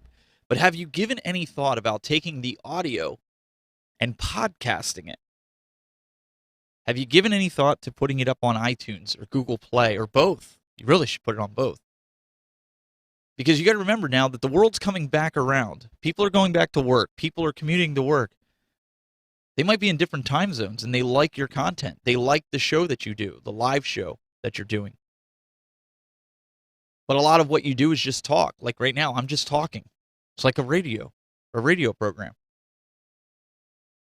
And people driving to work want to listen to what you have to say. They're fans of you, right? Maybe you need to consider podcasting. Maybe put it in you'd be surprised that other guys in the community want to subscribe to it and listen to your banter. Listen to what you have to say, your commentary on video games or on whatever it is that you're doing, right? How do you do that? Well, that's something that we could potentially talk about. I have all my shows podcasted. I'm getting Hollywood Polo up here. Mr. Hollywood Polo, sir. Do we have audio from you, sir? I can't hear you. Let's see here.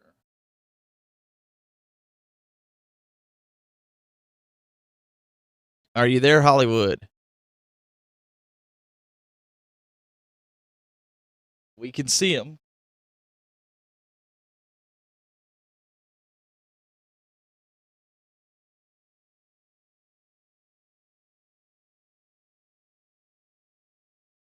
Might be something, Hollywood, you might have to enable it in your browser. It might be blocked in your browser. Up on your bar up in the corner, there should be a camera icon. If you click on that, you want to go to your audio settings. There'll be a camera and an audio settings. Yeah, I'm going to have him turn that light out too because it makes it look like his head's glowing. So let me do this. I can show him real quick. Hollywood, I'm going to show you. Just bear with me here. Let me get rid of this. So once you're in here, okay, it's going to ask you in the upper corner here to allow it. Right over here, you have to allow your microphone. You have to allow your camera. If you didn't allow your microphone, it's why you're not getting it. You might have to refresh the browser. So you want to click allow. And then over here on the right-hand side, okay, is where you're going to select your camera, your microphone, and your speaker. So those are the things that you're going to have to choose. So Why don't you try refreshing? I'll drop you out of here. Try refreshing and see if you can enable that stuff, and then call back in. We'll get you going. Sometimes, it's okay if you're not used to some of that. But what do you guys think? Have you given any thoughts to creating a podcast? Taking the shows that you do on a weekly basis and putting it up there. Listen, I'm not gonna skate around the subject. A lot of you guys, you're starting to become YouTubers because you want to do reviews. You want to get review products. You're seeing other YouTubers do it, and don't tell me you're not. I know that's why a lot of people are getting into it, and there's nothing wrong with that. So don't take that as condemnation. I'm not condemning you guys for doing it. If you have a personality, if you can deliver content, you can speak, people enjoy you, there's no reason not to do that. But have you given yourself all the avenues that you possibly can to better your community?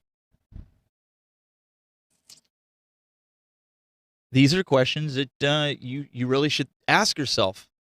Podcasts could open up new numbers for you. There's a lot of great opportunities, and we could talk about stuff like that on Broadcast Now. We do actually cover a lot of that stuff on Broadcast Now.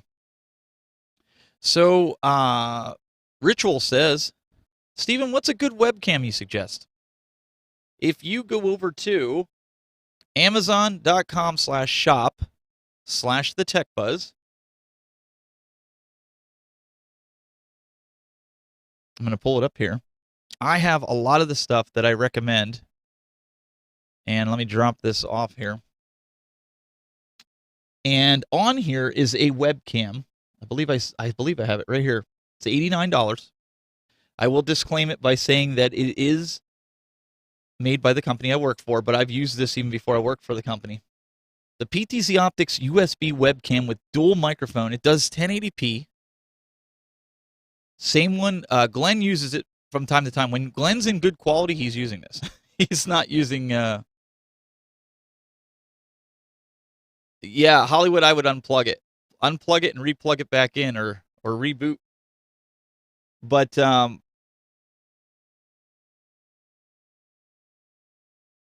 that camera there, $89. Kongs R Us also, I believe, has this camera. He asked me a while back, he said, hey, what camera should I get? And I recommended this. You can put it on a tripod if you want, or you can just hang it over your monitor. I actually have one. I use them for different things as well. But if you want, ask Kongs R Us the next time you see him. He'll tell you. Glenn has one. I sent Glenn one.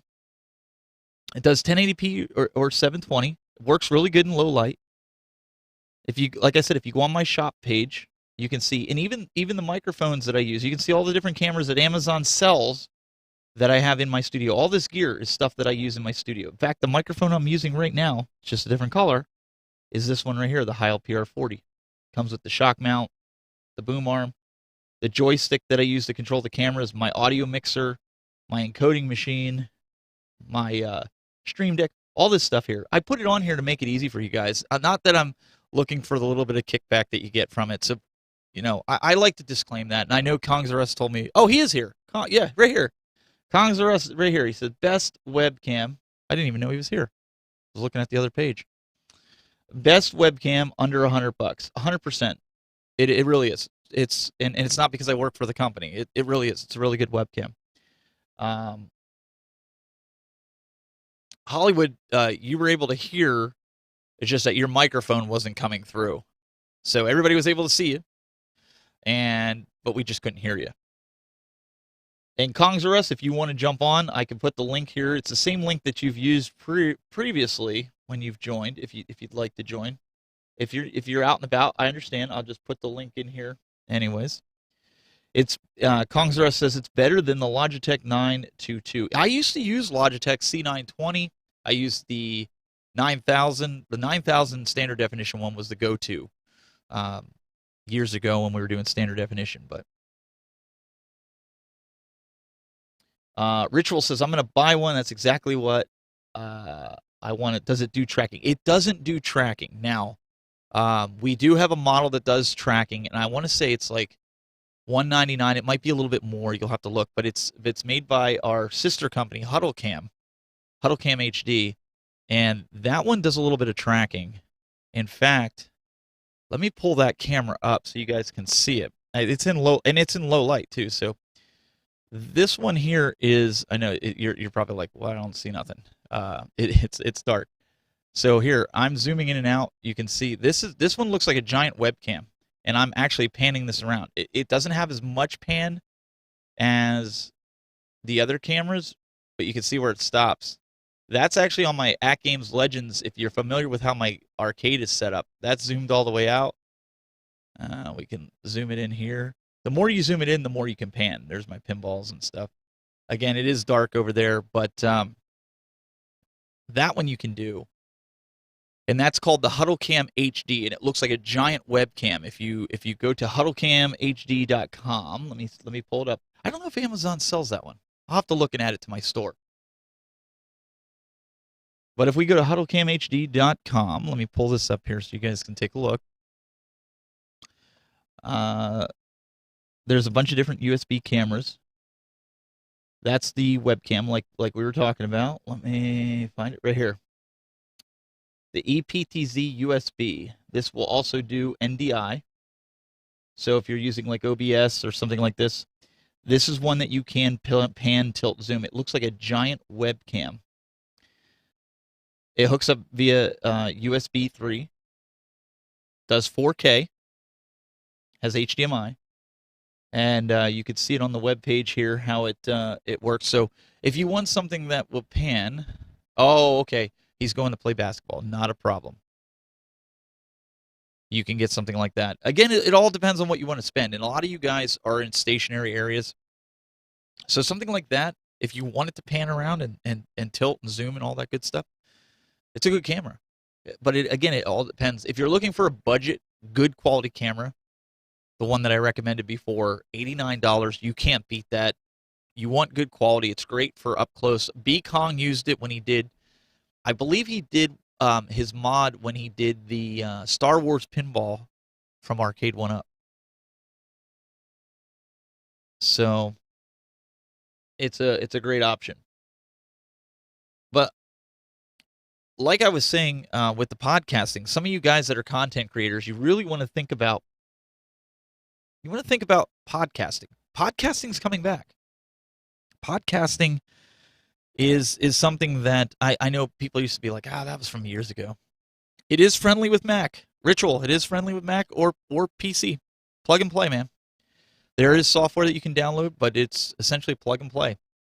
If you want to be able to control it, zoom it in a little bit more with the software, there is software on PTZ Optics website. You can control the hue, the saturation, all that stuff, color correction, gamma, things like that. There is software for it, and it's free. It's on PTZ Optics website, but it's plug and play.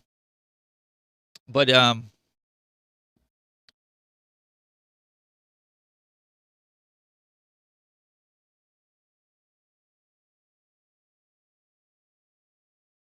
lot of these places that are out there,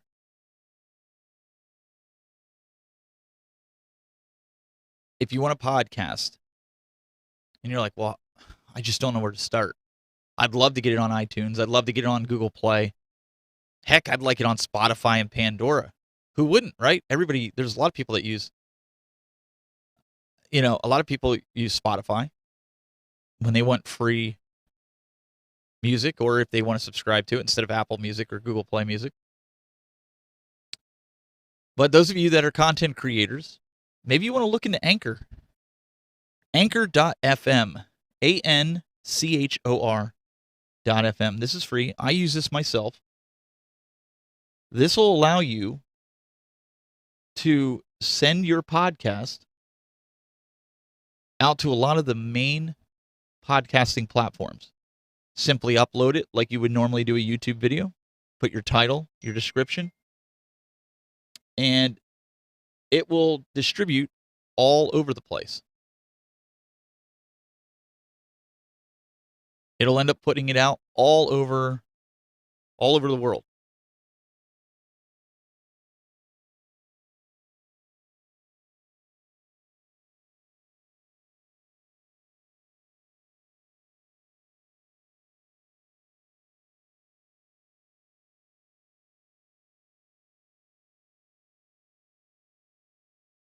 So it's something maybe you want to think about.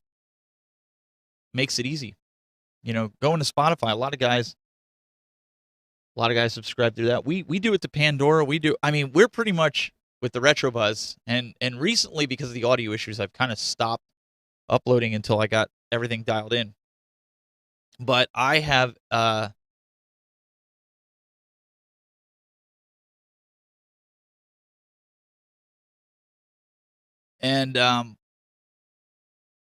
I got to stop reading texts here while I'm trying to do a show here. My wife tends to do that. Does your wife do that when you're trying to talk to people and then you lose your train of thought when you do your train of thought? So, anyways, I'm going to ignore that for right now. But anyways, I stopped doing the podcasting on these platforms because of the audio was bad and I needed to get that dialed in. So Hollywood's trying to call back in. Let's see if we got audio from him now.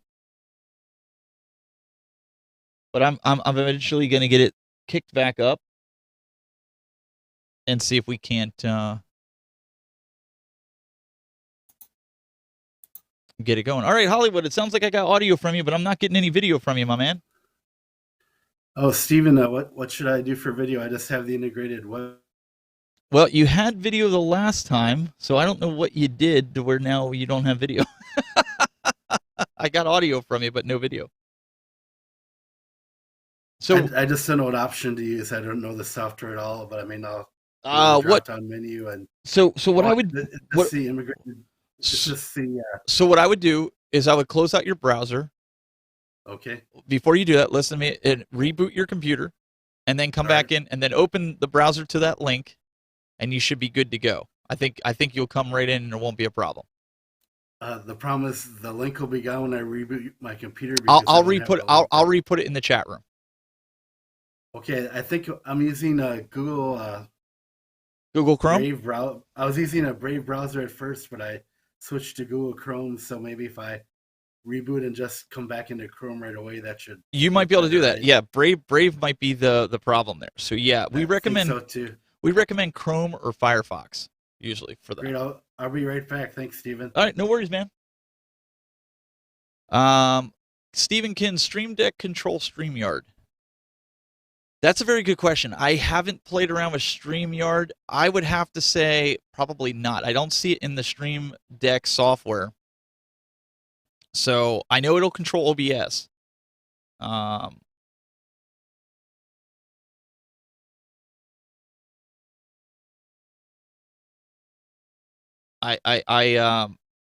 don't think it'll do that because StreamYard is browser based. That's part of the problem. And Stream Deck will control only. Well, let's take a look. I'll show you the Stream Deck software. Let's pull it up here. Actually, what machine do I have it on that machine? So let me pull it up over here.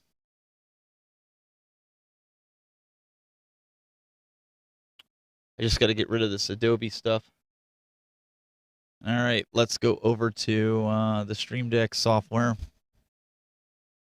So here's your Stream Deck software. So I use it for New Blue effects on this machine, but I don't usually use Stream Deck software. I use another program, but I could talk to my buddy who makes another piece of software called Central Control. But it does OBS Studio. It has like a soundboard built into it that you can play audio like how Greg was doing it. You can control different system functions like for websites and things of that nature, multimedia, Twitter, YouTube, Streamlabs OBS, which is another form of OBS, New Blue Titler effects. What I would do is also check Streamlab to see if Streamlab has any kind of plugin that you can install for it. So a lot of these companies make the plugin so you install it through the Stream Deck software. Twitch Studio you can control, and obviously the control center here. So let's do this. And Wirecast. Wirecast is one. Let's see if there's a StreamYard one. All right, so let's see here. So there's nothing for StreamYard. So I would venture to say no. But that might be interesting. I might talk to my buddy who makes Central Control. In fact, let me text him really quick while we're doing the show. And I'm going to ask him if Central Control controls that, because then you could use the Stream Deck to control StreamYard. You would just have to use his software, which is $50 one-time fee. Which, if it controlled StreamYard, right, that's a small price to pay. So I'm gonna send him a message right now. And if he says yes, then we'll have an answer for you, and I'll get it back to you in a little bit. Getting Hollywood Polo on here.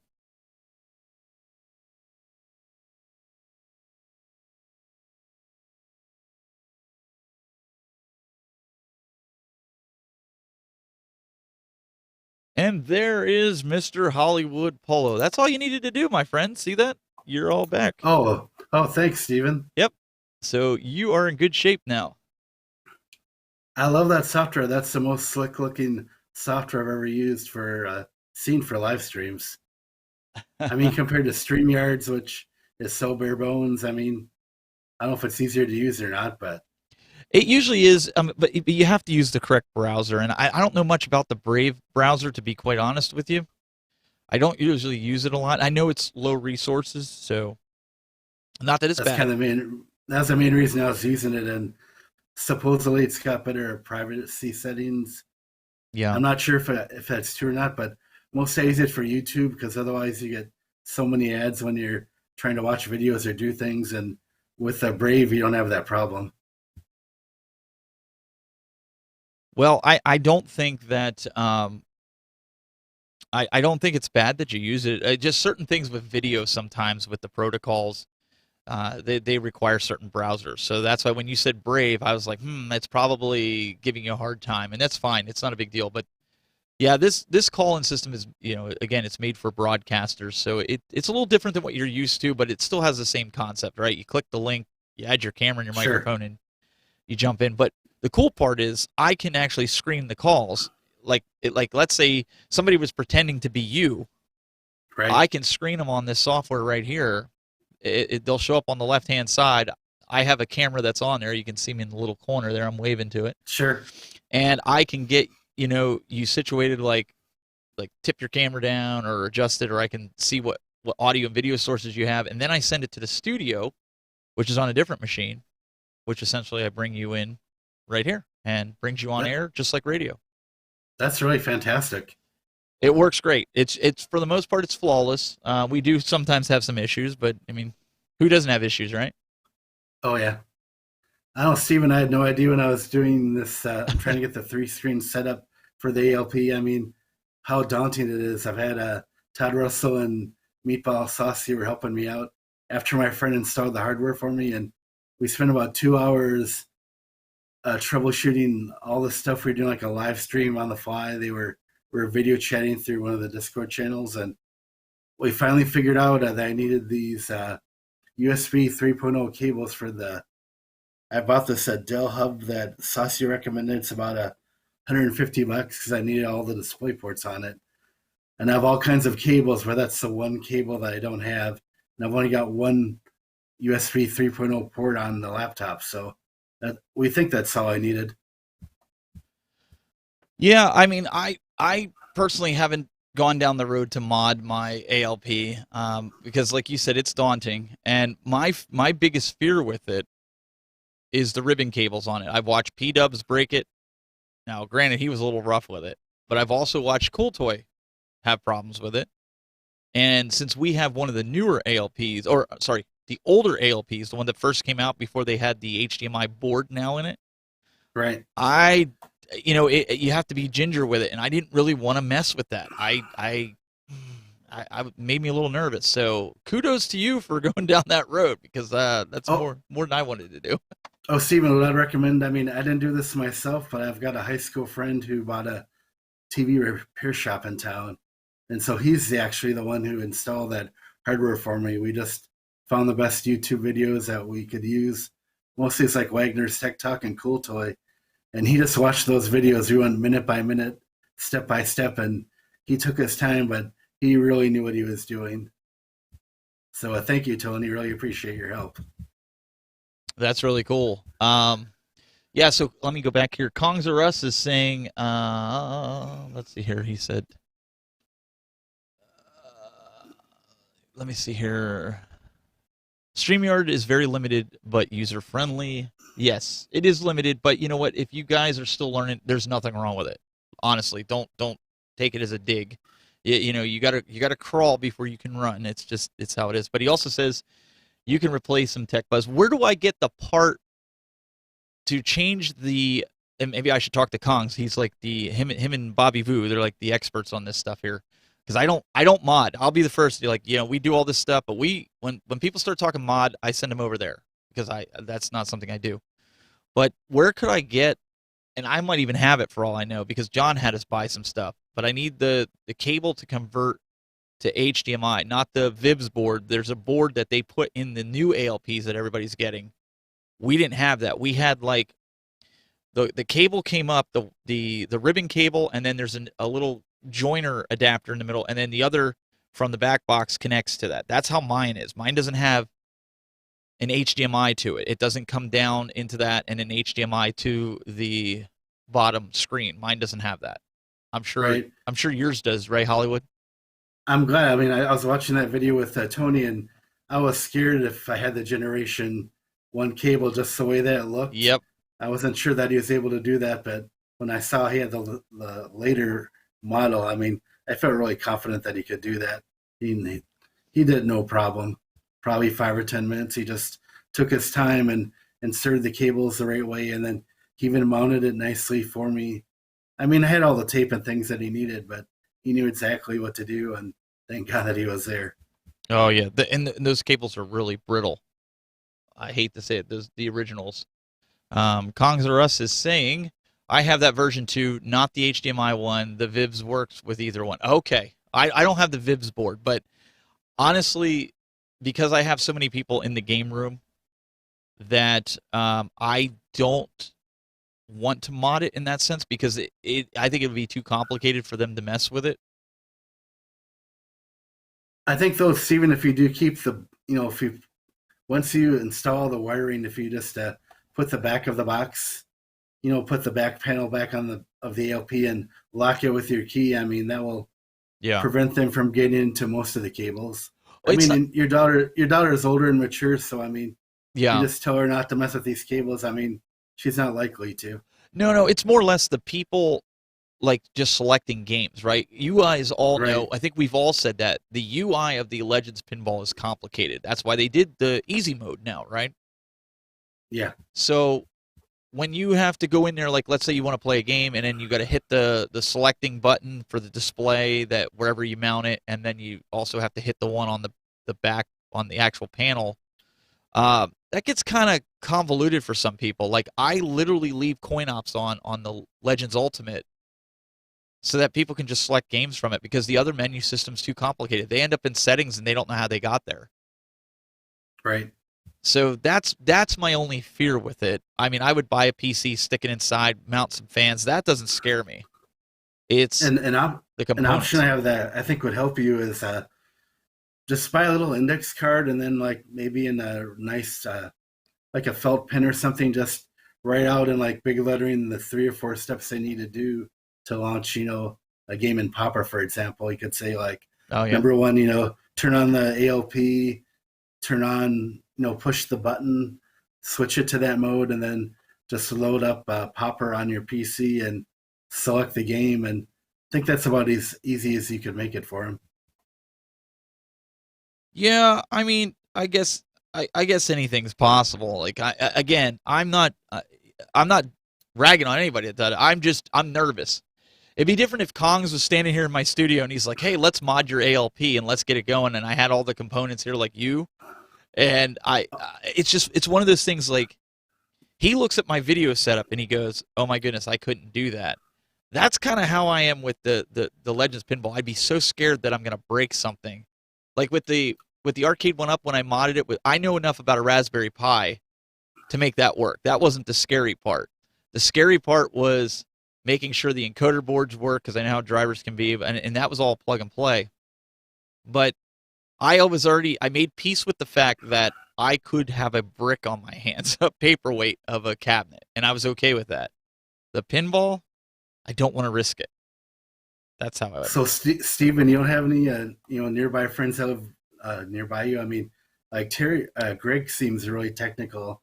I'd be surprised if he wouldn't be able to install those parts for you after just watching the videos like my friend did. Yeah, and Greg's technical, but he doesn't know enough, I think, about the Legends pinball and things. I'm sure we could figure it out. It's just, you just have to be ginger with everything, and that's where I go. So Rainwater says that is my #1 beef with that game's ecosystem. The interfaces are complicated and not user friendly. They're not walk up and playing on it. You're absolutely right, and I've said this since day one, and they keep saying they're going to change the UI, and they have. They made easy mode. You're not wrong. I 100% agree with that. To guys like us who are in this community, it's easy to navigate. Like, I don't have a problem with it, but you're talking about people that don't own this stuff, that just come in, they want to play games. So easy mode on the pinball has made a world of difference. People can come up and just, do you leave yours on easy mode when you were just keeping the Legends pinball games going? Actually, I never did. I mean, I've had this pinball machine for about a month now, and I've played it enough even before I was able to do this mod finally. I just like P-Dubs was saying, and you've probably done this too. I mean, you just learn what to do. I mean, it's muscle memory for me now. That's one thing I could say about Arcade 1-Up. Arcade 1-Up has a easy UI from what I've seen in the videos. Now, I don't have a Legends pinball, or excuse me, an Arcade 1-Up pinball. But that's one thing I could say with all. I know how Arcade 1-Up's menu systems are on a game. You can go in, you see it, you click on it, and go. At Games gives you a lot of options. They give you a lot of features, but the UI is a little bit convoluted, and this is something I've always said. But what I think the problem is, and I'm not one of those people, when you come to like we'll call them influencers. I don't know what else to call them, but I hate it. But we'll say that. YouTubers, whatever. The problem with it, a lot of the YouTubers are afraid to say anything because they're afraid that it's going to ruin their relationship with At Games. And they can get mad at me for saying that, but there are a bunch of us that do tell them. I know P-Dubs tells them how it is. I tell them, Doug. We all tell them how it is. But I think there's some of the other guys that maybe are new with them, and they're not sure if they could speak their mind. And what they got to realize is, and even if At Games got mad, they got to realize that you're saying this stuff to make it better. You're not saying it to dog on them, to rag on them, or anything like that. But if you're not honest and you're just like, oh, this is great, and you have this big love fest with it, you're not, A, doing your community any favors, and B, you're not doing the company any favors.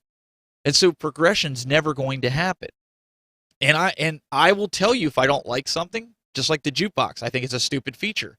I'll say the same thing with iArcade. I think it's a stupid feature, but it makes more sense on the iArcade because the speakers are better, right? I mean, it's a legit machine. These speakers from At Games are so cheap. If you turn it up too loud, it rattles. So why would I want to play good music on that when I have better speakers than the iArcade?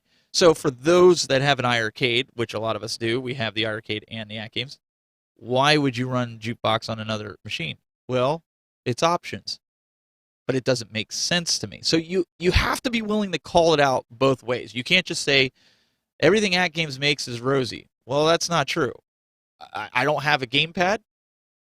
Okay, but Dubs, after talking to Dubs and seeing some of the other reviews, I think Mad Dad's was another one that said something where it felt cheap.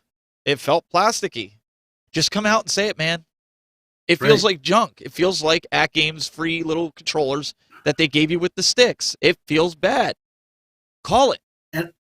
And we both have seen enough negative videos on that product that we just wouldn't recommend it to anyone. I mean, I wouldn't tell any of my friends to get that controller as well. Yeah, there's a difference between being a hater and being or being critical, and that's fine. Listen, I know Jeff, you do a lot of work with iArcade. I get it, and Jong does some good things, but Jong also does some bad things, and I think Jong will be the first one to tell you he doesn't do everything right. At Games will also tell you, look, man, we're trying. Just like yesterday's fiasco with the shipping incident that they had, right? They made a mistake, and everybody, and I still say, and I'm not in any of the groups, but I've seen some screenshots of stuff. I still think there are At Games haters that are in those groups that just use it as an opportunity to go against it. And that's where the community needs to step up and say, look, things happen. How many times did we see Sony screw up the launch of different consoles that they had? Look at the PS5 launch. They didn't start blocking bots until after things were sold out. Meanwhile, all these bots bought up your PS5s and your Xbox Series X's. Nobody roasted Sony. So things happen, right? Technology is not perfect. So you got to give a little grace where grace is due. And like I said, I'll call it right down the middle. At Games, I think they should tune up a little bit on their and test things. Like we talk about testing with the broadcast stuff, right? How many times have you guys come in these streams and I'm like, I'm testing. I don't wait till show night to test. Right. At Games, and they might have been. We don't know. They might have tested. Everything was A-okay. Again, I'm not sticking up for them. I'm just saying we don't know. We didn't see it. How many times have Arcade One Up leaked stuff on their website that was, oops, it wasn't supposed to show up, and it happened. People caught it, and, next thing you know, the rumor mill gets going. So I think people need to show a little grace when it comes to stuff like that. I think that type of stuff is out of their hands. The problem I had was the last firmware release on the pinball, and I don't know if you saw this, Hollywood, but when you go to launch a game, it gives you a server error. And I'm like, you just put out this firm. Did you not test this? I mean, this is a this is a simple thing to test. You open up a game. That type of stuff I have no patience for. Well, lucky for me, Stephen, I talk a lot with MCAP and Scott, who are both very knowledgeable in the At Games ecosystem. And the advice they always gave me, and it's totally true, is like you said, they have too many frequent updates all the time that it fixes a few things, but there's a huge list of known problems. Is not to upgrade unless you have to. If it's a critical update for something that you need, I mean, I'm happy to wait. I mean, my pinball machine's working fine. I didn't get the slightest update, and I'll wait 3 or 4 weeks until they, one of them tells me that it's all right, and there's a good reason to upgrade to a particular firmware version. I just don't want to update it anymore. Well, and that's a good mentality to have. And Ritual saying, Steven's 100% right. He said people who sit and wait for any issue to pop up about other companies and use it as fuel to fire. And that's exactly what it is. And you can't play into it. You as a community member need to just go to bat, and not as a fanboy, because, say, look, yeah, At Games has problems. Every company does. Look I have a TriCaster here. It's a $25,000 computer for video. The control surface is almost $10,000. That's $35,000 machine. That's more than your $600 pinball machine. I still wait sometimes an update or an update after that, because if I have everything running smooth for my show, and yeah, it might fix some things that are broken in it, but if it's not affecting my show, I wait. And the reason for that is I don't want it breaking anything with my show. So I don't think there's anything wrong, Hollywood, with you doing that, but I also think that people need to look at it from a non-biased perspective.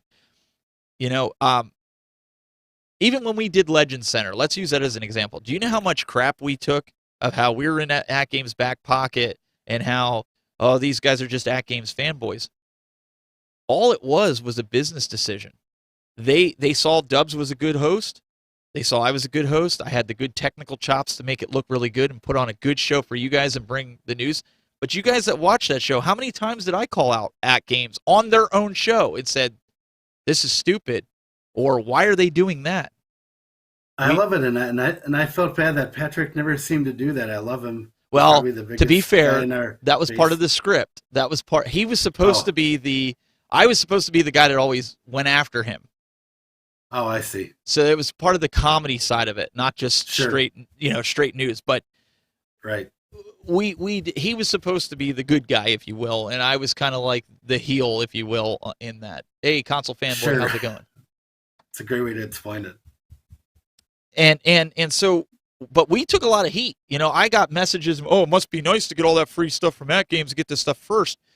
And my question to everybody when they say that is, when you go to work when you go to work for a company, no matter what the company's name is, when you go to work for a company, do you not get a paycheck, or do you work for free? Of course. You get a paycheck, And right? You make right. money, right? That doesn't mean you're Yeah. a fanboy of your company. That just means you need to make a living. And so I think. Oh, sorry, Stephen. I was just gonna say it's really smart the compensation you chose for doing a project like that, and I would have done the same thing. I mean, I would have done all that work if I could do it. I mean, for the pinball machine, for all the episodes that you did which are all great quality. I thought that was it's a great deal for both parties, and I think you did a great job. So I just wanted to commend you on that. Oh, I appreciate that. But that's one of the things that we said to the people. We're like, okay, so At Games presented us with a business opportunity. They said, hey, if you host this, we'll give you compensation because you're doing this. This is not something you guys are. We'll back you financially with graphics, whatever you need. Okay, we made up a contract. We had a contract that Patrick and I get all the products that are launched at value, whatever it was. I don't remember what the value of all those products were, but that's what we did Legend Center on. So anytime we do a sponsored show, it's no different than you going to work for somebody and we're signing contracts. Now, what we do on our own shows, we come out and say, hey, yeah, we're sponsored. They like yesterday, we gave away those ArcadeNet codes. At Games sponsored all the guys that are doing shows and content creators and said, hey, we're going to give you $1,000 worth of codes so your audience can try ArcadeNet. But if you remember last night on the show, we were very honest about it that we didn't think the value was there, but we also said if you want to try it, we'll gladly give you a code, right? We said, Right. But we gave our opinion. So there's a little bit difference. We didn't take any money to do that. We were giving back to the community. There was no money given, but like something like that, a show or a series of things, time is money, video costs money. I mean, that's something, and I don't think a lot of people, and I'm not talking about anybody here, but I think a lot of people in the community don't realize, I think Zohar said it in one of his videos, he has a newfound respect for content creators because of how much time it took him to do the videos that he did. And when you're doing something like that for a company, there is compensation involved. And we do that because we're like, and Patrick's thought was, great, we could get the pinball table before the community so we can do videos on it. So if they're sitting on the fence about it, they can get a non-company perspective of the pinball machine. We can also work to help get the bugs fixed in it before the consumers get it and they go into these groups and fly off the handle on it, right? Yep. That's what we tried to do. And we still got roasted for it. That's not right. It's not right, but that's how people are. Like, people don't see it from both sides. Like, you have to be compensated for your time, just like you're not going to go to work for free. You're just not. You can't afford to. You can't afford to. You got to make a living. You got to feed your family. You got to feed yourself. Put a roof over your head. Console fanboys in the chat room here now. He's saying, this stuff is no joke. He goes, it's so difficult, but it is so fun. He is right, and it's addictive for sure. And that's why I was saying to you guys, that doesn't make you a shill for a company. And anybody that's going out, there's people going out there, and it's why I don't get along with certain YouTubers. There's a big YouTuber out there that everybody loves this guy. And we used to talk to him, but right away he's the first one to go, everybody's a shill. I saw the drama a couple weeks ago for super chats and stuff like that, and I distanced myself from it. I'm just like, this is ridiculous. All these guys given time to go for the community, never asking for anything. And if people are willingly just doing this because somebody thought it was a good idea, I'm like, this is ridiculous. And I don't care. I'll talk about this. I have no problem with it. I sit back and in my head I go, are people that jealous? Because that's how it comes across. People that jealous, like you know, if you have an endless supply of cash that you just want to keep buying this stuff, which most people don't. They're throwing it on a credit card, and then they got to sell other things to pay it off and get rid of it, and that's why they're flipping stuff like that. I don't agree with that. If you're a content creator, just mind your own business and do your stuff. Keep your blinders on and make your stuff the best it can be. Don't worry about what Joe Blow's doing over there on his stream, and he's getting money. You know what? Use that as motivation for you to better your content, right? I think a lot of those creators have the wrong perspective of why they're doing it in the first place. Like, I mean, you love what you're doing right now. I mean, you've got a technical job that pays you a great salary, but your YouTube channel is something fun that you love doing. You do a lot of great things for the community, and that's the reason to do a YouTube channel. I mean, if your intentions aren't, honorable. I mean, if you're just doing hot tub videos all the time or some other frivolous, content, you're just wasting your time. And that's something, I've always been upfront and honest with, and I've always told people, I'm like, you know what? I never asked for a super chat. I never will ask for a super chat. And I don't care if people don't give it to me. And that's fine. Some guys they like better than other guys, and that's fine. But I know we've gotten super chats over the last couple months, and we had this audio issue on the stream. And I was doing everything I could, and I finally figured out what it was. And I'm using this as an example. But I purchased this. This is the device I purchased to fix the audio. It was $89. So money that I had gotten for super chats, I put it right back into the stream to better the quality for you guys. I don't lie when I say that. Any money that comes in you can see it right here. Last purchased August 30th. I'm using this, and I got to add it to my store. So, because I know a lot of guys ask about, what I recommend, and I hadn't not used this until recently. But that's what I do with the super chat money. It doesn't feed my family. I got a job. I got 2 jobs actually. I'm on staff at a church as well. So so I get. My wife works as well. So we don't come on here to do shows like this to get money from people. Any money we get, if I do a giveaway where it costs, something that we got to put money into, I'll use super chats and stuff for that. But I don't feed my family with it. Gosh, I might pay my website bill, or domain name, but it goes back into what I'm doing. And I always said, I was saying to Doug and Glenn off the record, and I haven't said this publicly, but I work for a company that makes the cameras that I use, that turn and all this stuff. I'm going to talk to them. I want to give away one of our $2,000 cameras if they'll let me, and I think they will, to give back to the community. That's amazing. That's what I want to do, and then I see people in here when they start bringing up shills and I haven't seen one guy. And I'll even go on record to say this. Even though I don't see eye to eye with Retro Ralph, I've never seen that guy shill. I've seen him accuse people of shilling. Right. But I've not seen one guy. I've seen fanboys. There's a difference. Fanboys and shills. Look it up. But I will say that this community throws that word around a little too much. And I think that rather than saying that, why not just be positive? And if you like a certain creator, support that creator. Even if it's not me.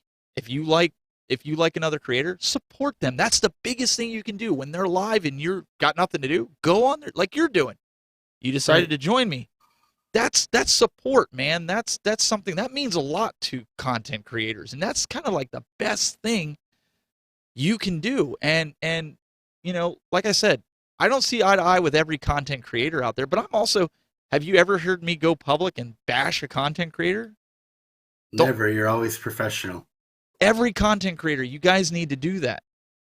And just because you don't see eye to eye with a content creator doesn't mean that they're bad people. That doesn't mean, Right. it just means you don't agree with the stances they take, and that's fine. They might not agree with everything you say. You guys might not agree with everything I say, and that's okay. If you did, it wouldn't be a lot of fun, would it? I mean, we wouldn't have a lot to No. talk about. That's what makes everybody different. It's great. I just think there's too much of that stuff going on right now. I think this community could get better, but it's got to start with the core people. And what I mean by that is these people that bounce from show to show to show to show. You need to stick up for your content creators, just like they're going to stick up with you for you to the companies. And it's going to make this industry that much better. But when you sit there and you go, well, this stream sucks and these guys are, doing it, you don't know what's going on in their mind. You don't know what kind of week they had. You don't know what just happened in their life, like Glenn. He came on the show last week and you guys didn't know about it. We knew about Blue, what was happening, and he didn't want to bring it up. He did not want us to say anything about it because he did not want, because of all the stuff that went down with the super chats. Oh, and it looks like Zohar gave a super chat. I'm not ignoring it, Zohar. I'm getting it too. I'm just appreciate it. By the way, you didn't have to do that, but I'll pull that up there. But what I'm saying is, I took it upon myself last week on Saturday, if you guys remember, those that tuned in, and I said that Glenn's probably going to get mad at me for saying this because Glenn doesn't like his personal information thrown out there. But I said, I told him he should start a GoFundMe. And I said, you don't ever ask anything from the community. Never. And I said, all you do is give to the community. I said, when I was talking about this last night or yesterday afternoon, I said, these guys were like, how can we help? And I haven't looked at it recently. I don't know if anybody else looked at it recently, but he's almost hit his goal of $11,000. I said, Glenn, that's how much these people love you in this community. That's great news, Stephen. I hope that he does reach his goal. I mean, it's just the simple things. Like he lost a lot of his games, like all his arcade 1-up games. They're done. They're toast. His at games, his iArcade, and all he wants to do is make sure his dog's around. What does that tell you? And I'm sure Jong will help him out and maybe get him another iArcade, but he's not asking for it. He's not going to ask for it. He even said he'll probably, with the insurance money, he'll go buy one, because he will get insurance money for the damages and such. That's why we have insurance. But, I'm just like, man, this is, and the community is going to attack him. Nobody's done it, but I'm saying, you're going to attack people like that? We even made the comment. We said, look, if somebody in the community here, had their house trashed because of the hurricane down in Louisiana, let us know. Let's create a GoFundMe for that person and let's promote it. All the content creators, we were all on board with it because if they're a community member, I mean, wouldn't you help out? Absolutely. You want to do whatever you can to help those people. So I guess that's how I see things. And Zohar, let me go back to his super chat. He says, great to see you, Stephen and Polo. I just wish we could all just be friendly with one another already. I think COVID has a lot to do with it. We all need to get together in person. That's all. No, I agree with it. I just think people need to get over the mentality that they are this big online personality. I've dealt with it in all the different areas on the internet that I've been in, broadcasting tech, and people think because they got 30,000 subscribers on YouTube, like they're this big celebrity. And I said, put that into context of the world. 30,000 people know who you are. Out of the billions of people on this planet, you're just peanuts, man. Right. And yeah, I mean, I have some different followings on different areas that I'm pretty known for, but that's what keeps me humble. I look at it and I go, there's 10 people watching me right now. I'm trying to be intimate with those 10 people where I'm conversing with them and in ways that I can't normally do during a show because the chat's flying. Yeah. But in the grand scheme, 10 people out of the billions of people in this world, how big really are you? Right. But I also say maybe you and I both agree on this. Maybe you don't. I have a small core group of friends, mostly from this community that my friend Jimmy introduced me to all you guys last year. I had no idea there were podcasts out in the world, on pinball and arcade games. I mean, I played all this stuff as a kid up through college, but then, as in life, I mean, most people move away. They went in the military, they got married, and I mean, I live in such a small town. Other than my close childhood friend who lives here in Canby with me, who's still my best friend. I mean, there's no communities for these kind of hobbies anywhere. So, because of the internet, and we're with the worldwide content that you can watch. I mean, I'm so grateful to know everyone here and made a lot of good friendships with a lot of people. And I do hope we do get to get together next year sometime when this COVID thing is finally over for good. So, oh, sorry. Go ahead, Steve. No, I agree with you. I hope that I'm just looking at the chat room here.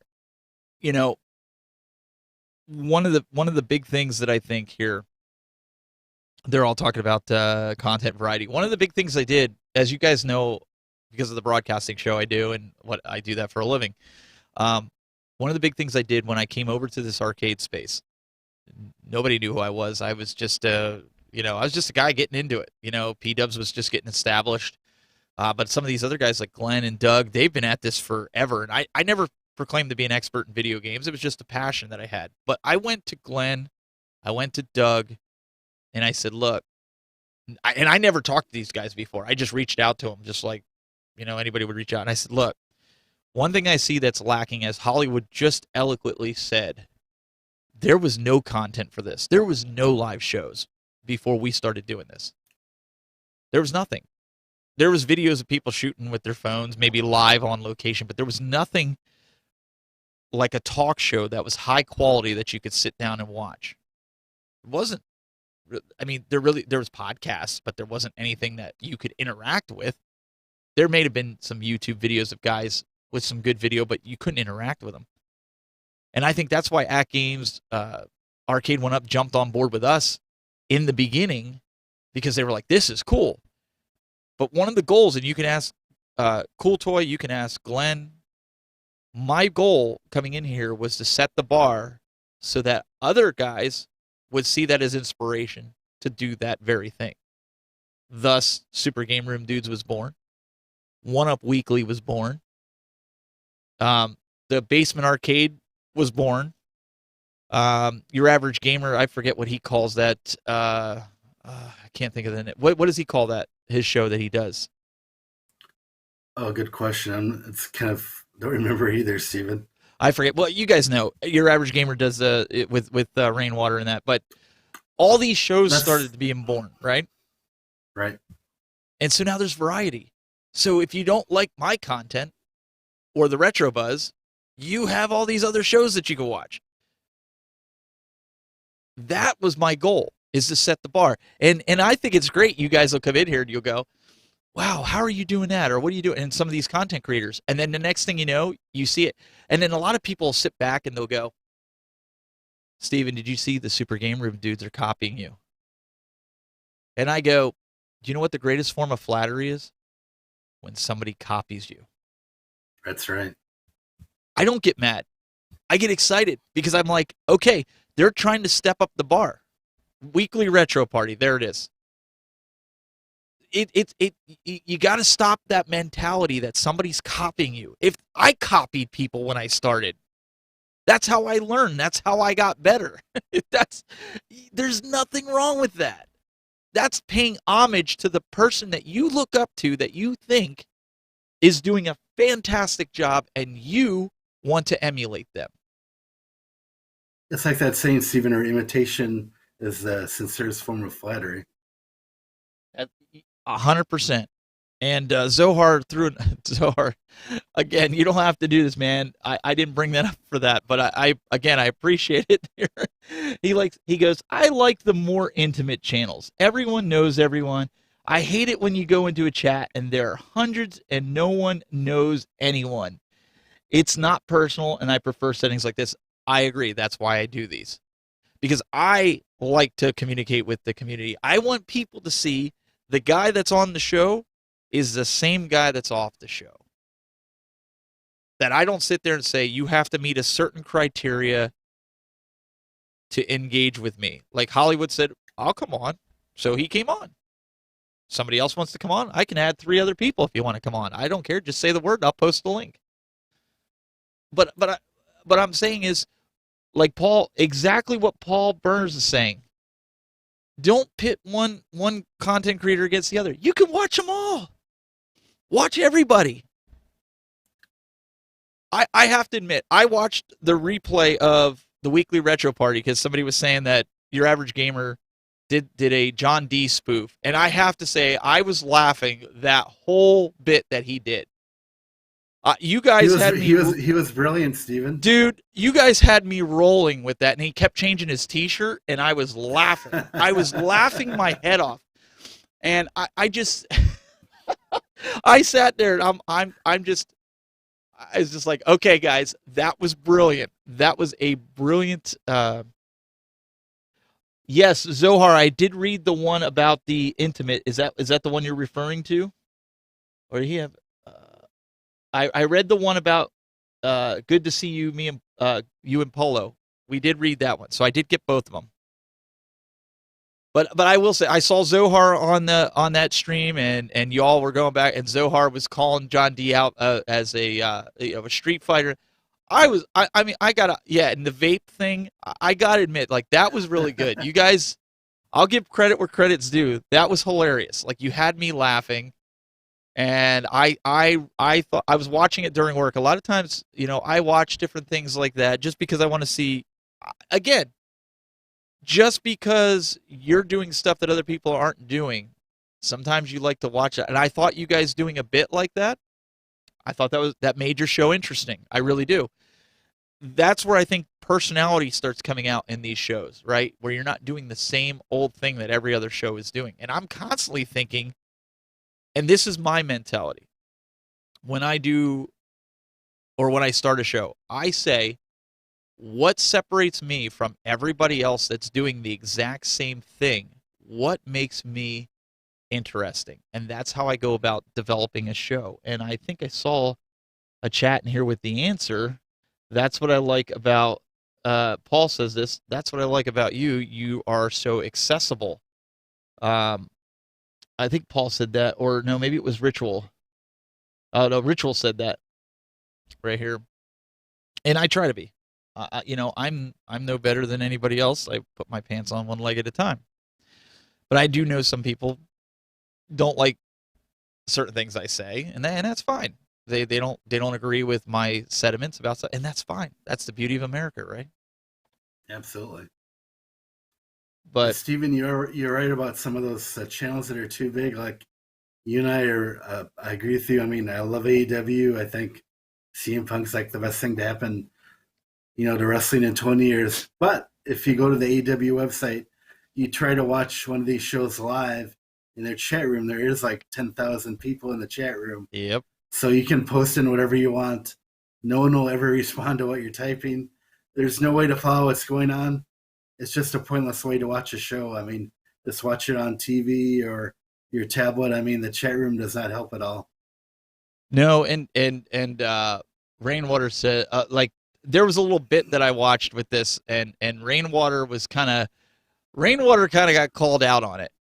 Where Nick, I will say this. You want my unbiased opinion of that conversation? I'm going to throw it out there. Absolutely. Nick was acting a little fanboyish on At Games. I'm not going to lie. It came across that Nick was being a fanboy. And Rainwater, it did come across as you were hating on them because you didn't have the products. Just going to be honest. You guys were borderline. To some people, it probably sounded like he was fanboying and you were hating because you were in. It looked like you were in iArcade's pocket. That's what it did. I'm just going to be honest with you. But you made a lot of good points, as did Nick. You both made some good points. So my suggestion would be just to present it in a way to where you look unbiased. Both of you need to do that. That's not a dig. You just have to, we know Console Fanboy is a big Mortal Kombat fan. You could tell that. He's a Mortal Kombat fanboy. He comes across, he tells you, like, hey, he comes right out and says, hey, I'm a fanboy. When he craps on Street Fighter, but he tells you, hey, I was a Street Fighter fan before I was a Mortal Kombat fan. You tend to respect that more. But if he just came out and said, Killer Instinct sucks because I'm a Mortal Kombat fan, you just kind of yuck it up. But that would be my only, criticism with that is you can't bash the At Games Legends pinball or anything like that. You can give your opinion, but the way you brought it across and you said like your nephew or something was playing the pinball and then they called you out on it, you're like, well, we did it on the Gamer Pro. It's not the same. The Gamer Pro is not the same as the At Games Legends pinball. I'm sorry. It's not. And I've told PK that it's just they don't play the same. But I get where you're coming from. Again, I do. I get it. There's no, I'm just giving my opinion. How I received it doesn't mean it was bad. Somebody else might have thought it was great and didn't feel like you were bashing on them at all. And that's fine. Just giving you my opinion. So that's all I'm saying. And my buddy gave me a comment back, Jeff, about StreamYard. I said, does Central Control work with StreamYard? He says, nope. So let me see if it's on the roadmap, if he can work on it. Let me ask him here. And we'll see if we can get that going. Let me pull up. There was another chat here from Ritual. So true, Stephen. You can't base a review on products you don't own, and you can't use other reviews as your gospel. No, you can give your opinion. You could say, and this is all I'm saying, Jeff. You could say, look, I've watched a ton of reviews on the At Games Legend pinball, and the consensus with that is the UI is hard to navigate. And friends of mine that have the pinball say that as well. There is nothing wrong with you going on and using that as your directive toward Nick as why At Game should fix something. There's nothing wrong with that. You're stating fact. You're stating fact that 10 reviews that you watched, even if you don't want to name the channels, you can say, I can tell you right now there's 10 channels that I watch that these guys did reviews, and their consensus was the UI is hard to navigate. Nobody can fault you for that. That was your own research. And so there's nothing wrong with that. I think it's just how things are presented and how it comes across. Listen, I made a mistake when Big Blue. Do you guys remember the show where we talked about Big Blue? And I came across and I was like, that looked like one of the Twin Towers. Do you guys remember? Do you remember when I said that? Oh, I do. And I got attacked. I got email after email, and the one guy like called me out on it. He went and I was like, I didn't mean anything malicious on that, because my following statement after that, I said, and just like the Twin Towers, the sales on this are going to crumble. And he took that as I was being malicious towards what had happened, and I was disrespecting what happened on 9/11. And that was not my intent. And I got called out for it. And I had to eat some crow a little bit because I called him up and I apologized. I apologized to him if he felt disrespected, because that was not my intent. It was just, we were in the moment, right? And I said something I shouldn't have said. I should never have referred that, because some people have a lot of PTSD with that. Maybe they lost a lot of family. I lost some family in there, or friends with that. I'm too. sorry, Stephen. No, it's fine. That's not what I mean by that. But what I'm saying is that I think that it was a poor example on my part. I made a mistake. I shouldn't have done that. So we all make mistakes. That's the point I'm getting at. Like, don't slaughter the guy for it. But you learn that when you get on camera. You learn that's how you get better. You just got to admit that you're wrong, and you got to move on. I mean, what are you going to do, right? I mean, right. The people that know you are going to support you. That's the main thing. Rainwater says it's the ecosystem, the same ecosystem on other stuff. I agree with that statement to an extent. Anybody that owns their ecosystem, it behaves differently on different hardware, and the reason for that is the chipset is different. Like my AtGames Legends Ultimate is a different chipset than my pinball, which is a different chipset than the Gamer Pro and the Gamer Mini. So the machines, the UI, everything behaves differently. But you're correct in the sense of the menu system is essentially the same, the UI. So I half agree with that statement. He says, if I buy a John Deere tractor and determine I don't like their engines, do I have to buy every product, every John Deere tractor to say I dislike the engine too? No, you can absolutely say you do not like the UI. You do not like the ecosystem. There's nothing wrong with saying that. The UI is a little bit different on the pinball than it is on the AtGames Legends, and you're entitled to that opinion. But don't buy a John Deere. There you go. Just saying. Yeah, that's what Ritual's saying.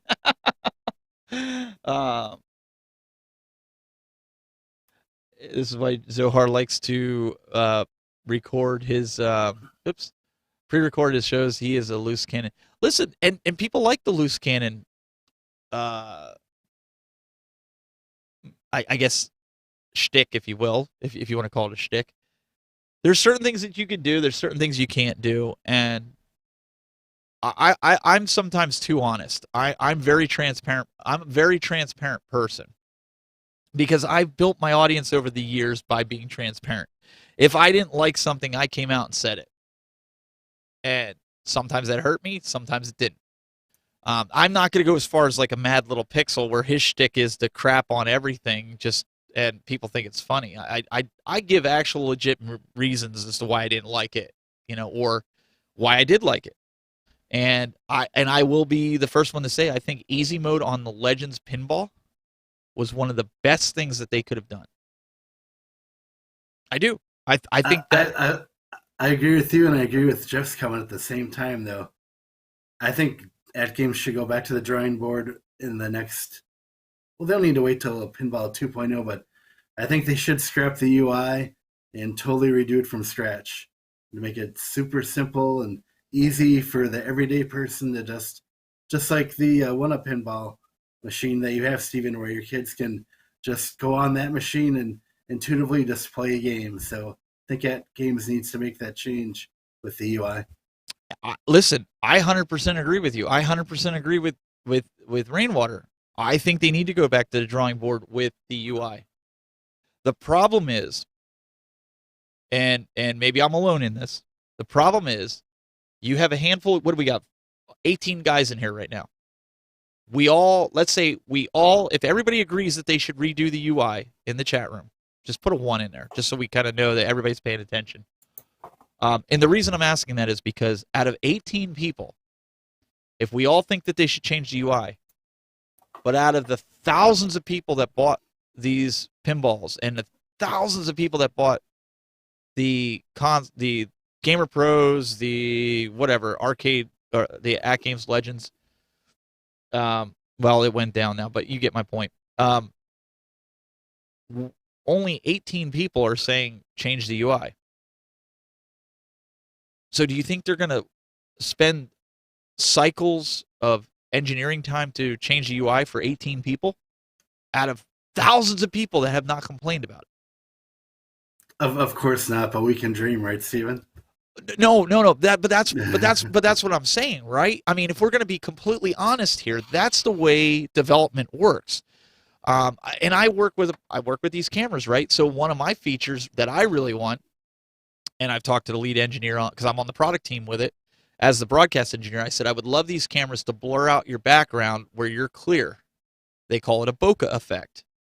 If you've ever watched videos where the background's blurry but the person is perfectly in focus, that's a great feature to have, right? Especially for broadcasting. You can see my background is blurred right now. But if you ask the tens of thousands of people that have our cameras, maybe I'm the only one that wants that.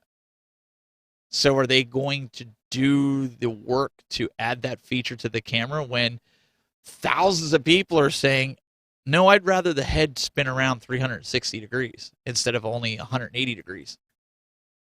What do you That's think? very true. That's all. There, I'm just trying to say people need to look at that from that perspective. But jealously, I think we all want them to overhaul the UI. absolutely. We're all in agreement with that. I'm not saying we're not in agreement with it, but what I'm saying is that's how you have to look at development cycles. Look at Arcade 1-Up.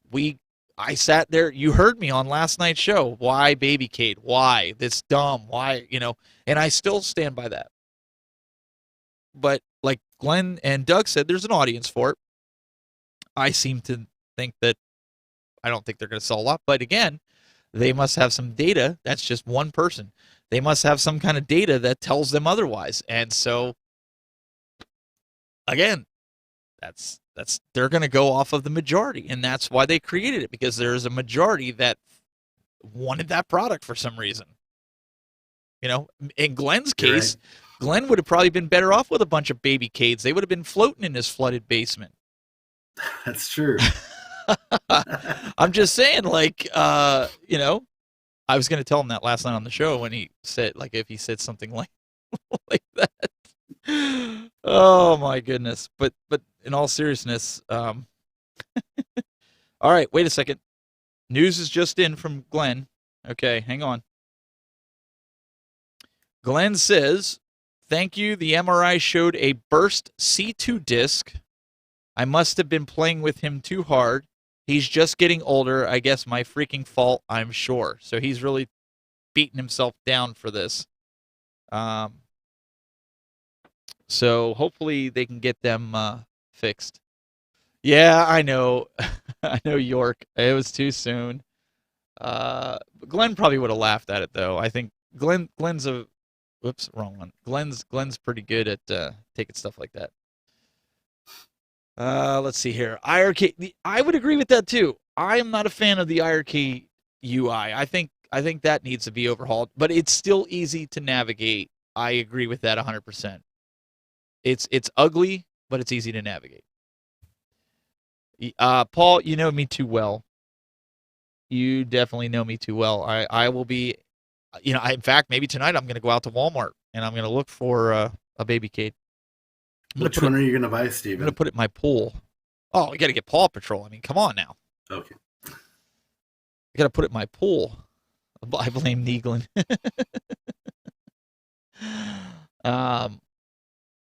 Yeah, the filtering effects have got to go. I agree, Camo. You got to get rid of the filtering effects. So let's see here. I'm going back in case I missed any. Hi Hollywood. This is comments for you. What are you eating for dinner tonight? Press 1 for red meat. Press 2 for pasta. Steven, tonight it's going to be homemade chili when we're done with the podcast for lunch. And for supper, I'm hoping Mom makes something good. But if she doesn't, it's going to be a Jack's 3-meat pizza tonight. Ooh, all that sounds good, man. Thank you. So Juan says, I actually want to get a Babycade for my son. He has autism, and I think it will help him focus. Listen, man, I am really anxious. If you shoot any kind of video, if you're okay with that, I would love to see him keep his attention and that would be fantastic. I know we talked about this last week about, people with special needs that we were so, I don't want to say we, I don't want to put Doug and Glenn in this. I was so fixated that this was for like 2, 3, and 4-year-olds, and their attention span is like 2 minutes, right? 2-year-olds is like 2 minutes. Oh yeah. They would use it as a hammer. But somebody that's special needs, and that maybe because they are larger buttons, larger joysticks, and maybe their hand doesn't function as proper for some of these high-functioning autistic folks, this actually could be, and they won't hurt themselves on it because it's plastic, right? Right. This could be a niche product for that market. That I would agree on, and that was something I did overlook in the beginning. I'll be the first to admit it. That's okay. I was wrong on that, but that could be absolutely true. And Console Fanboy says, I was a behavior therapist for 3 years, and you were 100% correct, Juan.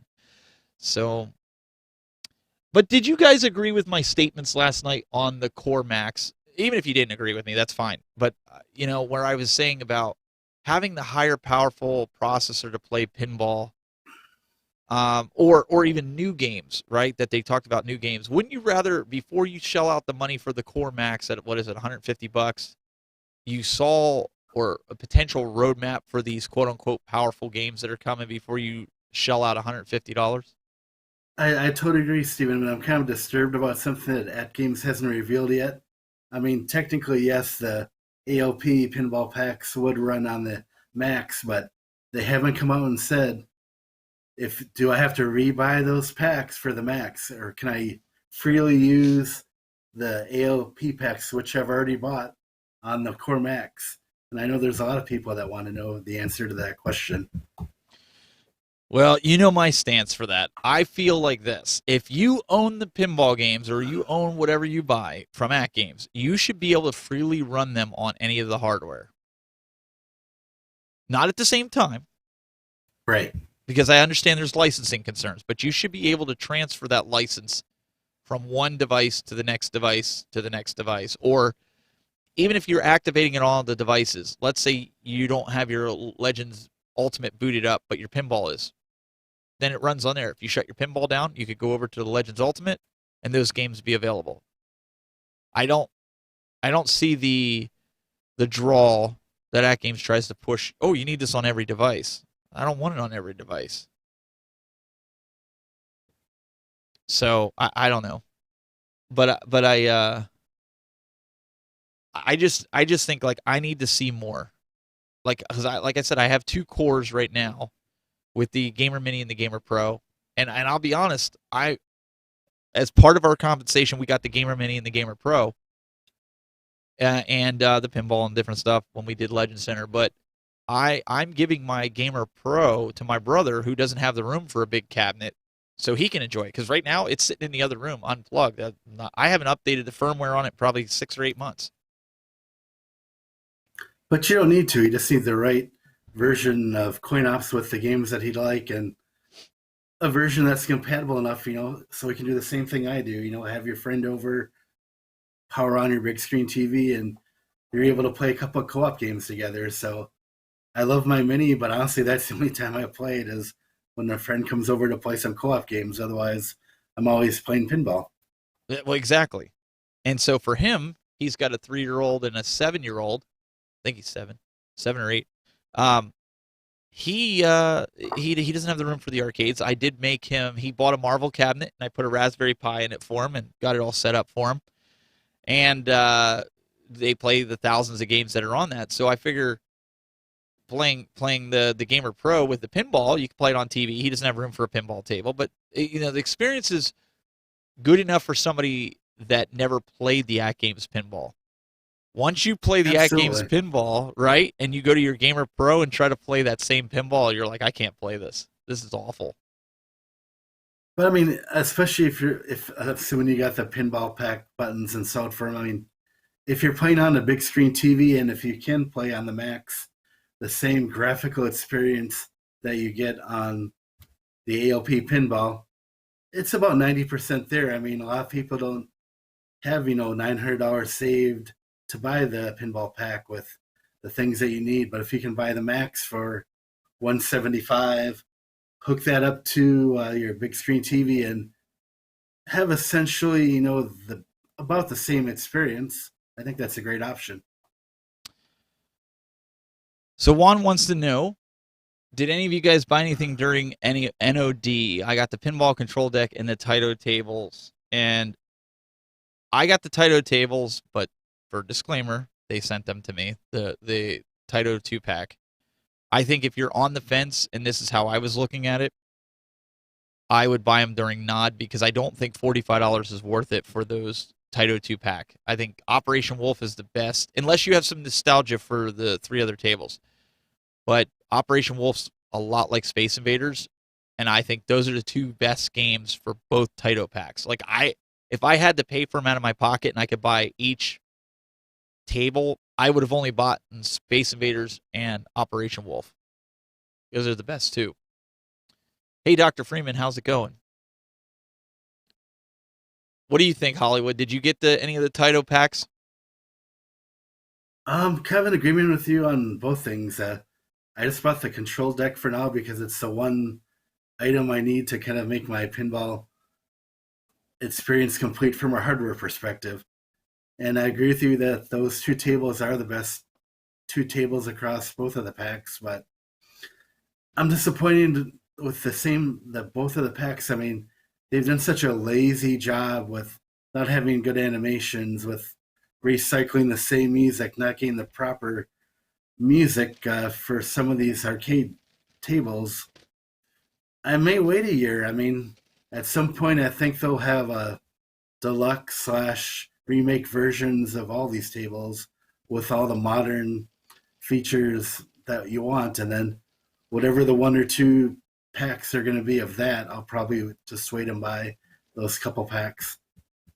Hopefully you guys got in on getting the control deck for the pinball machine. I got mine. I was supposed to get mine because, again, this was part of the compensation for Legend Center. I was supposed to get this like months ago, and I literally got it last week. Again, I haven't even put it in. Part of me is just a little time consumed here, but what I want to show you guys something real quick with it, if you don't have it yet. Mind you, full price for this is $200. When Doug says it, $100 is a sweet spot, it's perfect. This under here, this plastic, and some might argue with me on this, and that's fine. This plastic is so flimsy that it feels like the plastic that you get an action figure in the store. Like, you can watch when I press on it, it squeezes. Like, if I turn it this way, you could see. Let me see if I can get it. There we go.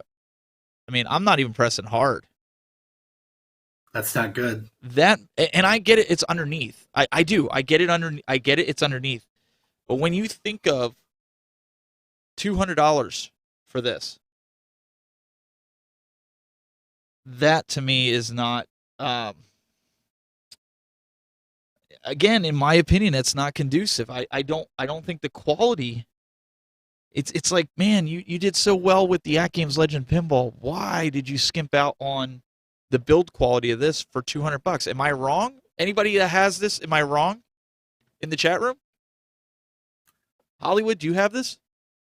I ordered it not for the $100, and I think it's all right at that price, but now I'm kind of worried about the quality once I get it. If I get it installed on my pinball machine, will it be okay, Steven? Or? Oh, it'll be all right once you get it installed, but it's blister packaging, he says. Now, the joystick feels good, okay? The buttons feel really good. Like, actually, they feel better, and you can hear them. They feel better than my Legends Ultimate. The ball feels really nice compared to the Legends Ultimate. I think you'll be okay as far as that goes. It's just when you look at the build quality, I guess that's what I'm going. Like the overall, right?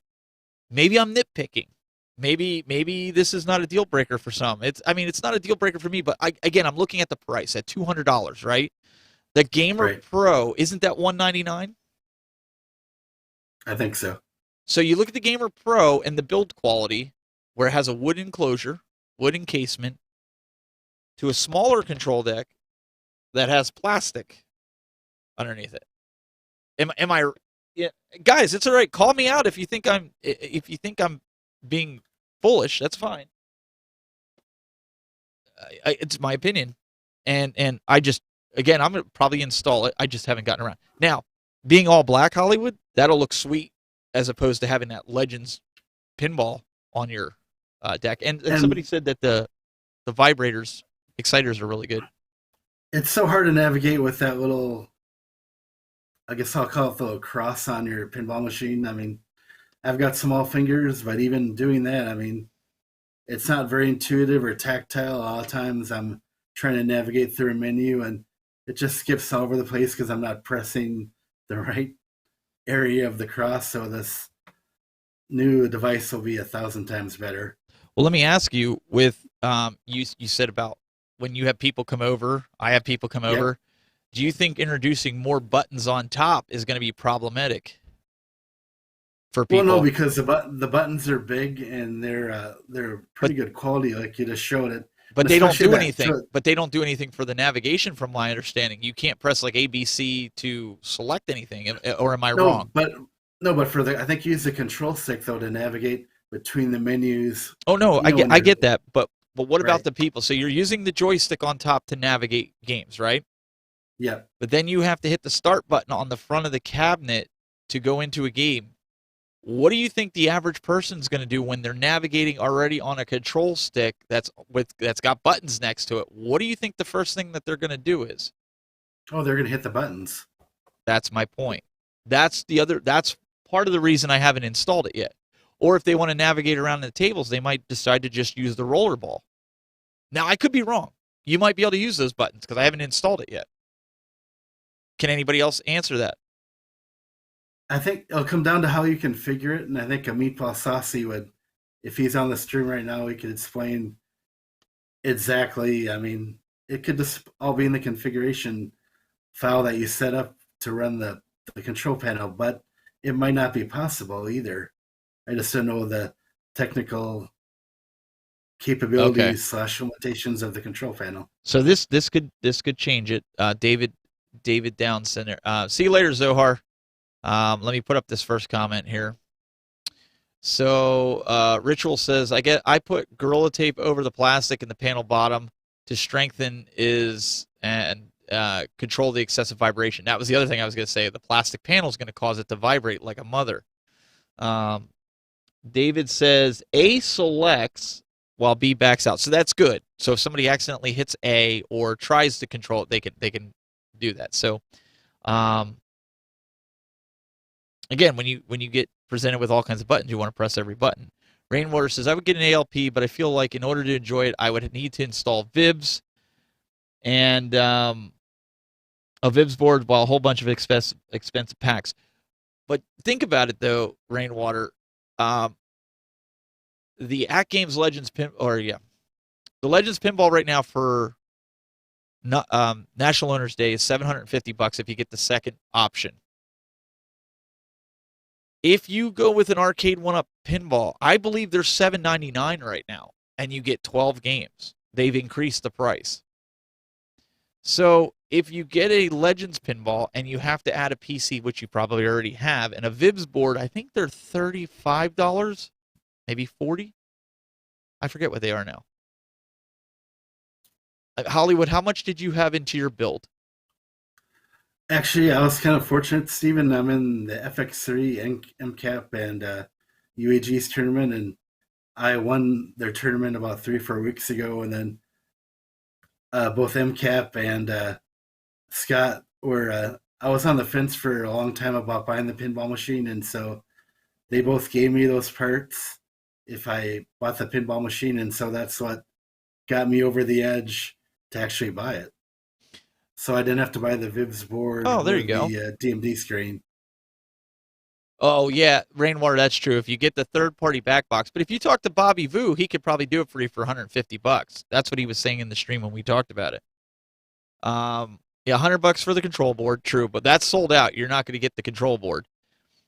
David, you hit the nail on the head with this. He said, weird though, the X pulls up the Legends mail on ALP pinball while on the ALU uses Z button. I still, without that control deck, I have still not figured out how to go into Legends Mail. It says I got like 10 messages, and I'm not going into it. I have not figured out how to get into Legends Mail. I don't plan on using it, but I just this is another jukebox-like feature. We don't need stinking mail on a device like this. Give it to us on a web browser login in our account. We don't need it on the pinball or our hardware devices. We don't need that.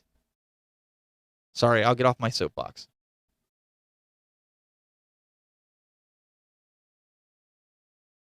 Rainwater says, don't get me wrong, I am not considering getting an arcade 1-up either. Yeah, I mean,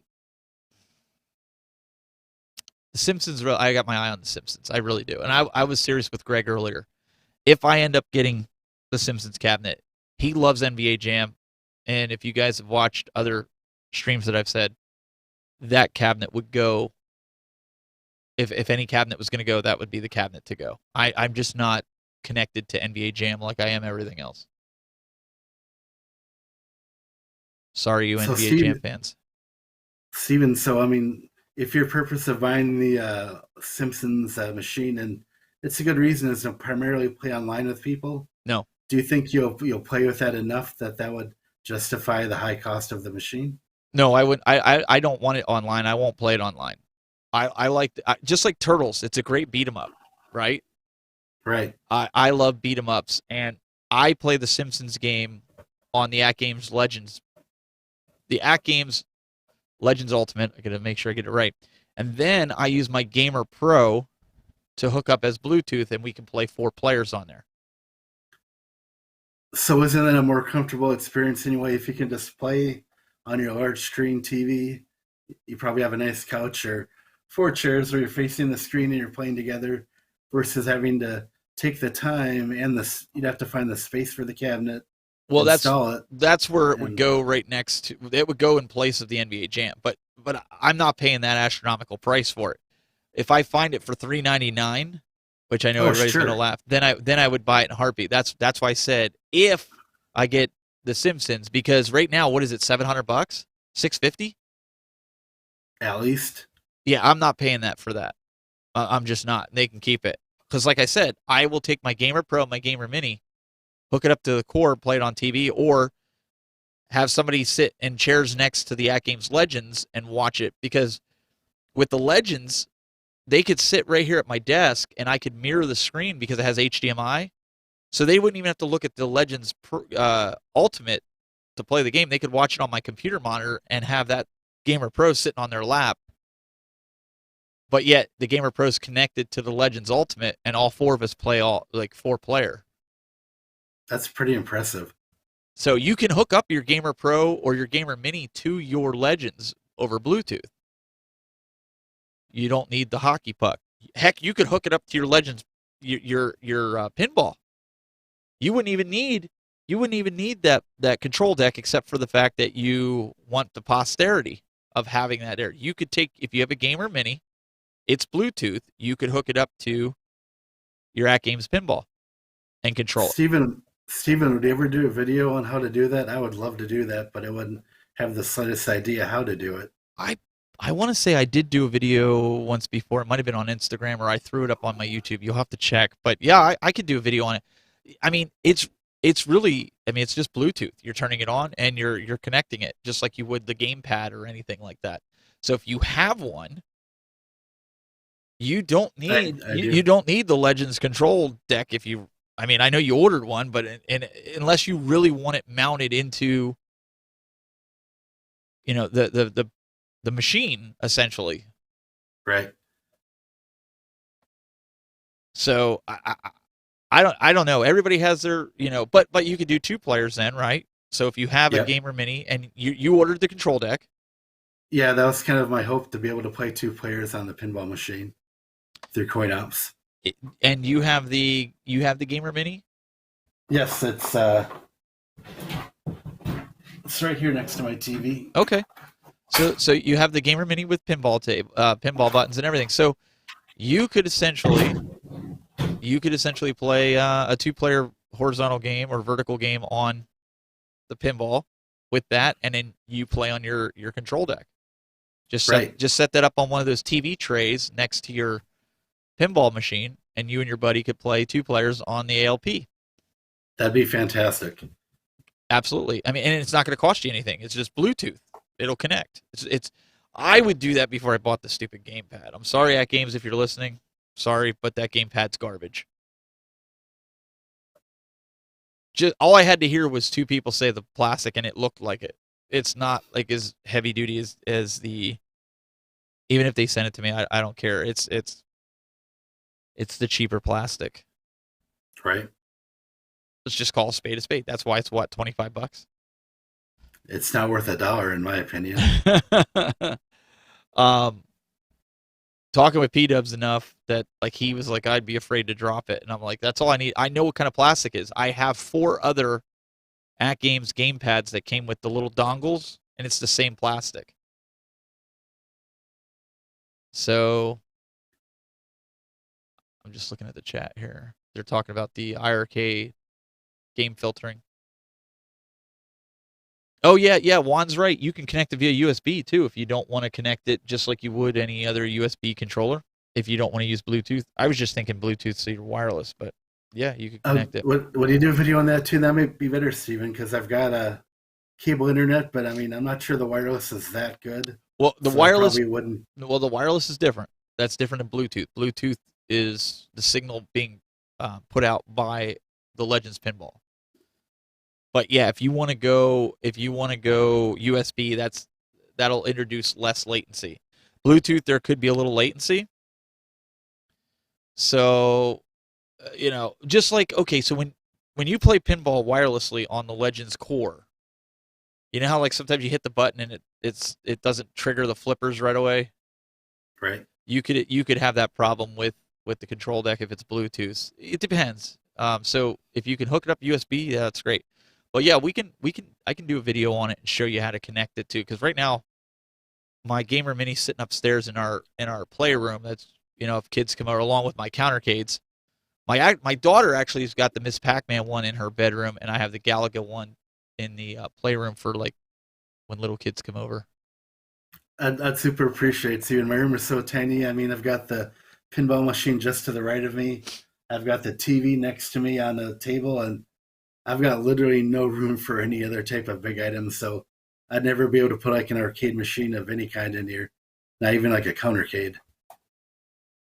So I'd be interested in your buddy, if you could talk to him. They have these HDMI splitters that are very cheap, and I have them up there on my Amazon store, the ones that I use, so I know they work.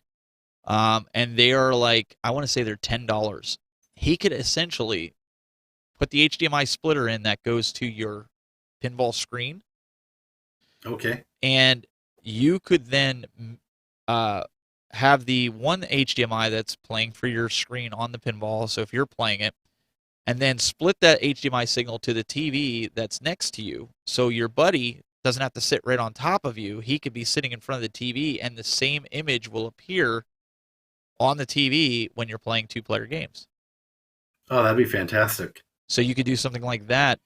Since he set your whole setup up, go on my Amazon store and look for the HDMI splitter. Order one of those. I'm sure he's going to know how to hook that up. And then your buddy sits in a chair right in front of the TV, so he's not obstructed. You're in front of the pinball machine, and you guys can play your 2-player vertical games. And so, do I use HDMI 2 cables for the HDMI cables, or do I need you can use whatever? It don't matter. Okay. So you might have another $20 into the project. You might have to for the HDMI cable, unless you have one laying around. Sure.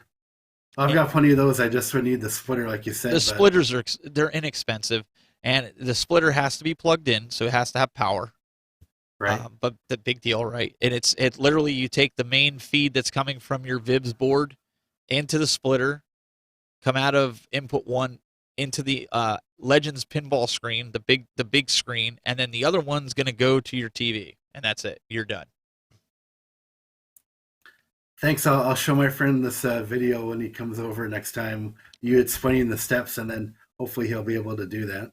Yeah, it really would be. That's something, because I do a lot of video splitting in the studio. Like, if I show you this camera here, you could see there's 2 TVs on the front of my bar there. Those TVs are actually one signal that's being split, so it's identical on either TV. So that's for people that are down here in the studio. If they want to watch and see what's going out to the internet, they could see it on the front TVs there. But it's just a simple HDMI splitter. That's all it is. So that kind of stuff, that's why I said I put it on the Amazon store that I have, just so you could see the products that work that I use. So if you want to use it for whatever, if you're building a coin ops machine or anything like that. So there's different ways of doing things. There's as some people say, there's more ways and there's more than one way to skin a cat. So you have these options. So that's why I'm putting it out there to you. So you do whatever you want. And but again, to Jeff Rainwater's point, that's why I really like at games, because there's options. Arcade 1-Up, you're limited. You're limited to whatever they give you. And so it's depending on what you want. You know, iArcade, you're kind of limited, but Jong did put that HDMI output in. You could essentially do the same thing with that. If anybody's out there, I don't know if he has Bluetooth in the machine. I thought he did, but I don't use it. But he has HDMI out on that. You could put a splitter on that and send it to different TVs if you want. And if you're a bigger guy and you can't really do two players next to each other, you could hook up a Bluetooth controller if his accepts it. Have one of your buddies play it on the TV and you play it on the arcade. So there's options. And there's a comment in here for you. Let me pull it up here. Hollywood Polo, you're not playing in 4K. Any HDMI 2 cable will work. Oh, thank you. Yeah, so you could. I mean, HDMI 2 is pretty standard. You don't have to like get 2.1 or anything like that. So,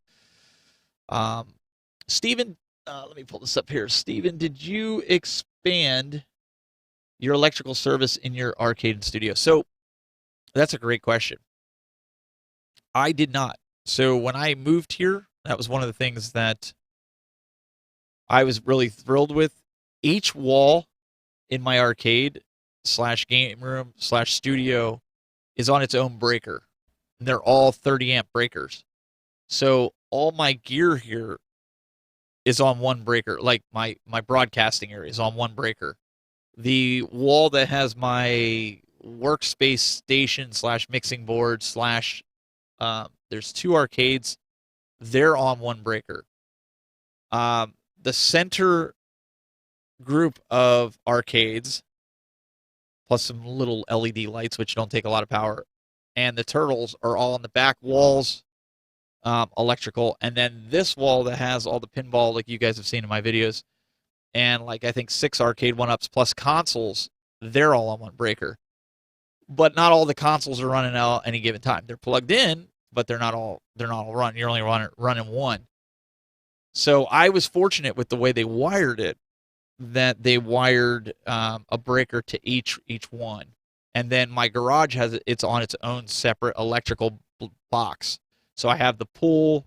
I think even the septic might be on that. I have a septic system that has because we're out in the country, so I have a well and a septic system. So those are all on the garage's box, I believe. The central air is on the one in here, and so is the heat.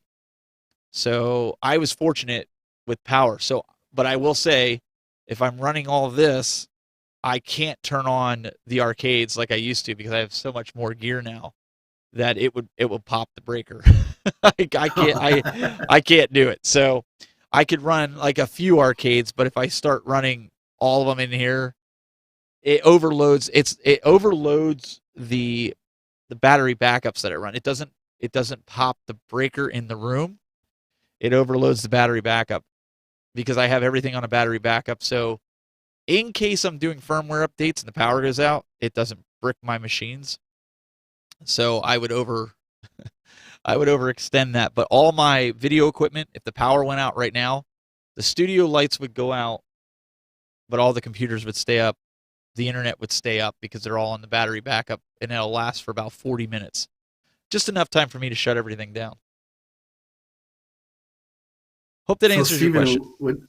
Steve, when you have guests over, do you just turn on the arcade machines, like one at a time as people request what they want to play, or do you turn everything on beforehand so when your guests arrive, then everything's just powered on and you can, you play whatever machine you want to play? No, everything's on all at once. I use Google, and I have it set up to where I just say, "Hey, G, turn on the arcade," and it'll go through and it'll turn everything on. And then when I'm done, I just say, "Hey, G, turn off the arcade, and it turns everything off. So I have this room plus I have a little bit in my music room, two walls over there with like all my game boxes that used to be over here. They're all in the other room, and it's next to my PS3 kiosk, which has I have two PS3s. One's in the kiosk and one's out here. And so people can actually go over and play PlayStation 3 on the kiosk, but it turns all the gaming things on, all my lights for the gaming room. Turns everything That's on. amazing. Yeah. And you just buy those little adapters. They're little plug adapters if you have a Google Home or an Alexa. They're not expensive. Maybe I should put them in my Amazon store so you can see that they work, but they're just regular little plugs, and then you just hold the button and it starts blinking blue, red, blue, red, blue, red, and you open up the app. You tell the app, it'll ask you, what do you have? And you say plug, just tap on it. And then it searches and it finds it and it says, okay, it's ready to go. What do you want to call it? And I call it an arcade. So it knows that when I trigger that word, it's supposed to turn it off or turn it on, depending. And they're like $20 for 4 of them. They're cheap. It's the smart plugs. So if you want to do something like that, but I have all my game lights to turn on with that. Some of my arcades, just to keep it a little bit lit in here, like they run 24/7 behind the arcades, but then there's some that only turn on when they're on. So yeah, they are very convenient. We use them at Christmas time. I use them to turn on my Christmas tree, and it turns on all the lights in the living room, and then I have one on the porch because I have outlets in the ceiling of the porch, and so I plug my outside lights into that. So, and I leave the light switch turned on all the time, so it gives it power. But then Google turns on and off those lights when I tell it, so it's not draining any power during the day. And it's just so easy. We just say, hey, turn on the Christmas lights, and it turns on the tree. It turns on anything in the house that we have connected to it, as well as the porch. So I don't even have to get up out of the chair. That's fantastic. My thermostat is a Nest thermostat, so it's controlled by Google. My back door has a deadbolt that is controlled by Google as well. When I was in California, and my daughter was being watched by, and my son was being watched by their grandmother, and we were, like I said, my wife and I were in California. They didn't have a key to that, because me and my wife are the only ones that have a key to it. And so my daughter calls me. We were getting ready to go to the airport. She goes, hey, we left last night at 11 o'clock. That's when the deadbolt automatically turns on the door. And she goes, we can't get in the house. I just opened up the app, and I said, all right, in a few seconds, you're going to hear it. And I undid the deadbolt from all the way in California. And hey, lifesaver, Steven.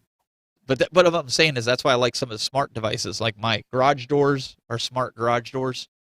So what am I using for surge protectors besides APCs? I use power strips that have surge protection in them. All the stuff, like if I have 3 machines side by side, they all go into a power strip, and then the power strip gets plugged into APC battery backups. I don't know if I can. Let me see if I can get a close-up shot. I have. Let me see here.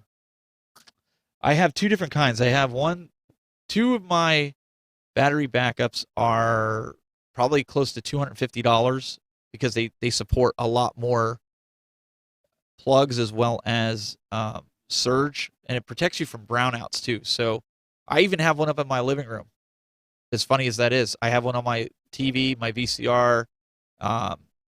Yes, I still have a VCR connected. That's smart. That's thousands of dollars of equipment. I mean, I do the same thing. I have two Belkin surge protectors. I've got one that's not even available on Amazon anymore. I think it protects you up to 4,000 joules, and then I've got the other one, which is the number 1 rated one on Amazon, and I think that's about 3,800, and that's what the pinball machine, the computer, and everything else is plugged into that, and they've never had a problem with them. Rainwater. Steven lives in the future. He has a flying car and a teleport. No, but I can start my truck with Google. That I can do. My truck has internet inside of it. Oh, great. So it's a 2018, so it has internet, it has a screen, a touch screen, and everything inside of it. But I do. I like the smart. A lot of people are worried. They're like, oh, I don't want Google listening. I don't want them tracking me. I don't want. It's like you have a smartphone. They're already tracking you. It don't matter. Right. You know, enjoy life. Enjoy the smart things in your house. All the lights in my kids' room, all smart connected. My kids' TVs, all smart connected. Why? Because kids, when you tell them it's dinner time, they come running down the stairs. They forget to turn things off, and they don't want to run back upstairs to turn it off. So you just Right. take your phone, and I'll tell my daughter, I'll be like, hey, you left the lights on. She'll open her phone up, and she'll shut her lights off right from, or my son, they'll do the same thing. So, yes, it's made you lazy, but it's like I always tell my kids are like, yeah, Dad's lazy. That's why he installed all this smart stuff. I'm like, Dad works hard to be lazy Right. when he's at home. Sure. So, Ritual says, I have a Tesla power wall, keeps me going all the time. Exactly. I mean, it's not for everybody. You know, not everybody has to have a smart house, and not everybody wants a smart house. But I'm slowly migrating my stuff to smart house, and I'll tell you, my electric bill, because of making those types of improvements, has gone down. Our bathroom, we leave the light switch on all the time. It has a motion detector, just like if you were in a mall bathroom to turn the lights on. Somebody goes into the bathroom, the light comes on for about 3 minutes. If it starts to go out and somebody's in there longer than 3 minutes, just moving will brighten it back up. And then when they leave the bathroom, they just close the door behind them, because otherwise the cats will go in and out and trigger the light. But the light goes out automatically, so you don't have to sit there and hit light switches. That's brilliant. So it's enjoying the convenience, as Sonic Fun says. It's not for everyone. Now, I will say all the gear in my studio is not on smart switches, because I don't want somebody to accidentally hit a button and shut it all down. David Down says, the same way, our house is a smart house. The only bad thing is that when you lose power, you have to manually override things. I do have a Ring. Yep, I have Ring in the front of the house. With me working down here, it's a godsend to know when somebody's there to go up and sign for a package. Or I have a security system, so every time the back door opens, because I work down here, it says back door or front door. Some people don't like that with their security systems. I do, because I'm down here. I want to know if that back door opened, because then I want to know who came in. If my kids came in, I want to know. And Jimmy uses that same Ring system too, but just for the door, he hasn't done he doesn't have every room set up with smart devices, but easily could do that. Yeah, because if you have the Ring and somebody rings your doorbell and you have smart lights in every room, let's say I was down here and I'm working down here. All the lights that I have downstairs, like my hall light, the bathroom light, the other room light, when somebody rings the doorbell, I have it set to flash all the smart lights. So it doesn't matter if the lights are on or not. When somebody rings the doorbell, it flashes all the smart lights in the house. You could be up in my kid's room, the lights will flash. So then you know somebody's at the doorbell. So, Steven, when someone rings your doorbell, I mean, do you get a picture on your phone or on your screens in your studio, so you see a picture of who's ringing your doorbell, so you know who it is? No, I actually get I get it on the app. I get a notification, and it'll vibrate. And let me see if I can pull my over-the-shoulder camera in, and I'll show you. So let me see here. So let's see if it focuses here. Let's see if I can. So I can tap that. Let's zoom it in here and see if it's. So there's out my front. I don't know why it's not focusing. Let's see if I can. It's catching everything else. But that's out my front, and then I can also respond to that person. Is it autofocus there? Let's see. Come on, focus. There we go. There. So right out the front porch. So if somebody pulls in my driveway, you can see I have a long driveway coming in. But if somebody pulls into my driveway there, automatically it'll ding. Sometimes if there's a big truck that goes down that road, like you just saw that car go down, it will trigger and you get a false positive. But as soon as somebody, because we're in a rural area, I only have like 3 neighbors that are really close. If somebody pulls in that driveway, it automatically triggers and then I look at it and I'm like, okay, what's this guy doing in my driveway? Or Right. when people are coming over, we get advance notice. So as soon as they turn into my driveway, I get a notification, and I can even communicate to them by talking to them through the app. It's actually it's pretty awesome to have it, and then it records it. It doesn't just. Oh, that's fantastic, Stephen. So you can. So I would encourage anybody, if you don't want a security system, at least get a Ring. That's in a lot of places. If you get a security system, they'll give it to you for free. So Interesting. yeah, you could talk to them. They can talk to you. So you could be like, just like this morning, I was up coming out of the shower. My wife, I think she was down in the basement. And one of the moms came, rang the doorbell, and I answered. I said, "Oh, just go in." I said, "My wife's trying to gather them up downstairs." She's like, "Oh, okay." So she walked right in the house. But I was Right. able to do that, and I'm still standing upstairs in a towel in my shower. So it's convenience like that. Or what's cool with UPS, because I do receive a lot of packages from not just gaming companies, but companies that deal with broadcasting. UPS, sometimes I have to sign for stuff, especially if it's like, high-end broadcasting gear where it's tens of thousands Sure. of dollars. The UPS guy knows that I have Ring, and he knows I work from home, so he'll ring the Ring and he'll say, "Hey, are you home?" And I'll say, "Yep, I'm downstairs." I said, "I can be up." He goes, "No worries, I'll leave it here." He says, "That's good enough for me," and he'll just make like a scribble and act like I signed it. Or if I'm coming home from somewhere, because he knows I help out at the school too, I'll say, I'm actually on my way home, or I'm still at the school. He'll be like, "Is it all right if I leave this package?" I'll say, "Yeah, put it on my back porch," and then he'll virtually sign. He'll just scribble it That's up, very and convenient. and he'll leave it there on the back porch. I'll watch him put it on my back porch, and he heads off. So it's convenient, especially when you're waiting for a package that you got to sign for. It helps. And Ring does let you send the sensitivity, like Paul said. I have mine set up to go all the way out to the end, Hollywood, of my driveway. But a lot of people might not do that. They might just do the porch area where the person walks Sure. up on. So it's really what you want. You can set boundaries inside the app, absolutely. But since I am in a rural area, I got deer out back. I've got coons. I've got foxes. I've got animals. I want it a little bit hot because I want to know if there's an animal out there that I don't want out there. Absolutely. So I'm okay with the sensitivity the way I have it set. But you gotta play with it. And I have one of those Ring speakers that you plug into the wall right by so you can hear it on the first floor. And it's great. As Rich was saying, if somebody's going on a tear and they're stealing, like around Christmas time, if you remember, people were stealing packages from Amazon on porches. Right. Ring it has like a social media setup where people will let you know, hey, in 13 miles from your house, people are stealing Amazon packages from your door. Be on the lookout. Like there's things in there, or a severe thunderstorm is in your area, or there's a criminal activity in the neighborhood on this block. Keep your eyes out. We were just robbed, and then it's just things like that. And I think I pay, what is it, $2 a month, David?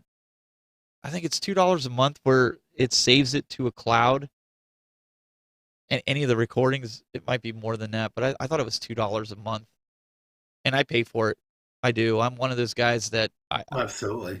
I have one on my truck. I have a front and rear view camera that it starts with my truck, and it stays on for 8 hours after the truck's been in park and shut off, so it doesn't kill your battery. It monitors it. And I use a thing called Owlcam. If you look that up, that's what I use on my truck, and it records video. It notices like if somebody bumps the truck or something along those lines. Right. If there is an accident or if someone hits you and you're Exactly. driving, you'd have proof of what happened. That's very good idea to have that. Yeah, so it is $2 a month on the Ring, or $36 a year, and that's what I do. I pay for the year. It's cheaper. It might be $2.99 a month now that I think about it, because it's cheaper if you pay it for the year, and $36 for the year is like, especially if it's storing it in the cloud, and you do have an issue where somebody's stealing something from your porch. you at least have that proof if something happened to your phone. Or so I highly recommend it, but it's not for everybody, and that's fine. But when I have all this equipment, I have to make sure everything is safe. Yeah, you can also get it monitored. I don't have it monitored in that sense because I don't think it's necessary. now it'd be different. It would be different if it was a rental property. If it was a rental property and I didn't live here, 100% I would do it. Because then you have the safety in knowing that your property is safe. Right. So, and what I mean is like rental property in the sense of it was a hunting land or a cabin, something that you owned that you is not your main dwelling. I'm not talking about like if you were renting off of me, I'd put this up and spy on you. It's if I had property that I had a cabin on that I only visit maybe once a month or twice a year on, or something like that, a vacation home, then I would Sure. want it monitored because you would want the authorities to get there if something Right. happened. So somebody's asking here, you must have a special homeowner's insurance policy with all that equipment. I actually have a separate rider that I pay. It's an extra $42 a month, but it insures all of my. So the funny part is my normal homeowner's insurance will cover all my video games because it's considered entertainment within the home. Right. But all my broadcast gear has to have a separate rider for it. Figure that one They out. won't consider that entertainment, your other devices? No, because I use it for work. Hmm. Because I use it for work, so it's considered business equipment. Oh, okay. And they even suggest if it's stuff that you haven't paid for, meaning like if my company, because I work remote, has sent it to me, not to include that in the overall price or value of the equipment, because that makes your deduct or your overall coverage go down. Meaning, so if I have $300,000 in coverage for all the gear that I have, yet maybe let's say 50,000 of it is stuff that my company gave me. They're saying not to include that because your company will probably give it to you because it's your employment, so that you could use that other 50,000 toward other gear that you have that you didn't get given. So, Right. yeah, but it's all tax write-offs. Some of it is tax write-offs for me because I'm also 1099 at the church, so I'm allowed to write that stuff off. Gear that I buy, I can write it off, but a lot of it, I don't get too crazy with the write-offs and stuff like that. But I do want the stuff insured because you don't want, like, I don't want to be like in Glenn's situation, right, where you don't have it, Yeah. and you're dumb. You're done with, I didn't mean you were dumb. I meant to say you're done. You have nothing, and you got to start all over again. I don't want to do that. So Glenn never had insurance. Oh no, Glenn on his did. machine, That's why I so- said Glenn wasn't dumb about it. Glenn had insurance. He had, you just don't know. He never expected it to Right. get flooded. And Mike says, what about the games that have collector's values on it, since you have a lot of collecting? They say it's covered. I had them in here. They went around and they said all the arcades, all of the, hang on a second, notification on my watch, all the retro games, and like you said, collector values, it's all covered. Now, my collection right now is worth almost $11,000, minus the stuff that I don't have boxes for. So that's not counting my Nintendo games, my Sega games, anything that's not in a box, consoles that I don't have a box for that I can't scan with the collector's app. So I would estimate I probably have like $20,000 in my video game collection, not counting the arcades. This is just consoles. With that, he said we allot for $200,000 with my policy. So if the house burned down, it would come off of that $200,000. So I would have then 180. I would have to decide. So 180,000 that goes toward replacing like washer, dryer, refrigerators, stoves, clothing, toys for kids, different things like that. Computers, if there was total losses with that. So, I would, yeah, you have to be careful. Like part of me is like, do I really want to keep the collection getting bigger and bigger? Because it's a catch-22, right? You could end up losing that stuff. Oh, Rainwater says, you could literally buy stuff and give it away on your stream and write it off on taxes. I guess you could if you were doing it as a business expense, where if live streaming was my business, where I was my sole job, then yeah, you probably could. Ritual says, I have a high value collectibles. A rider is a must, or supplemental insurance for collect. That's what I have, supplemental insurance on it. It's essentially a rider. It's just a additional policy. Rainwater also says, no, I mean your YouTube channel is monetized, so you can write off all of your arcades and equipment and cameras and lighting and everything. That's a good thought. I didn't know that. I should write off my arcades. I've never done that. I've never written off any of my arcades. Probably can't now. It's probably best. Is there anything you're willing to part with in the collection? There's always stuff like if the price is right type of thing. But I mean, most of the collection, like my consoles and stuff, I want to give it to my kid. My son. That's why we started collecting it in the first place, to eventually give it to him one day. So if he decides, when I'm dead and gone, that he wants to sell the collection, that he's got some money that he can use it for whatever. It's something that you can pass on to him. But I have a lot of sealed games. I have a lot of complete games. I have complete consoles. I collected a lot of complete consoles. But you run out of room. That's all you can do. Yeah, YouTube is considered a side business. Yeah, I guess that's true. Yeah. Mike says, I lost a small part of my collection in Superstorm Sandy, but didn't have the proper coverage to extend to items with collector values. I don't have any graded items. I don't intend to, especially with all the controversy going on with it. I don't intend to.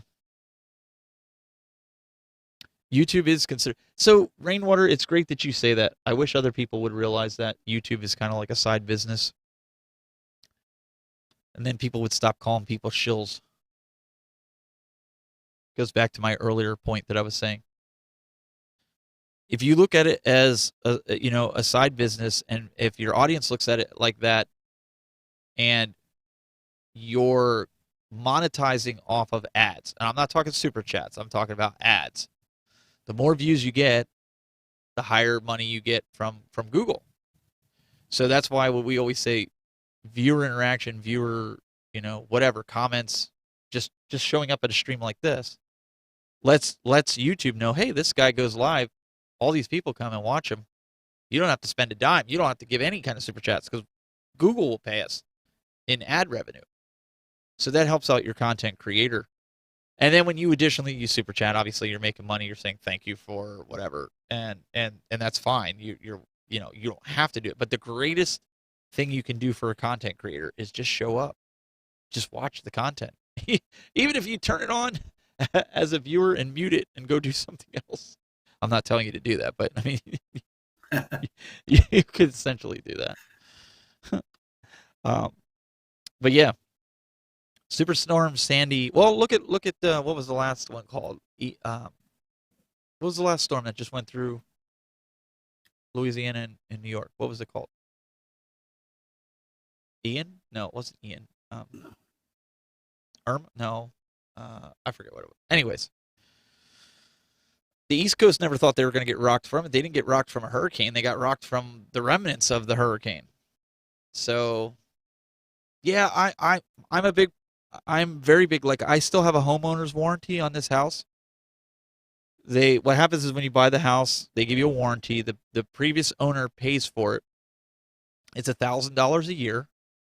And anything that's in the house, like any of the appliances, if they break, your furnace, your central air, all that stuff, it's covered under the warranty, and you pay $100 deductible. Ida, yeah, thank you guys. But you have a choice after a year to keep it going or shut it down. I got a brand new central air system, including compressor and unit outside, because the other unit was 30 years old. Brand new furnace, brand new sump pump.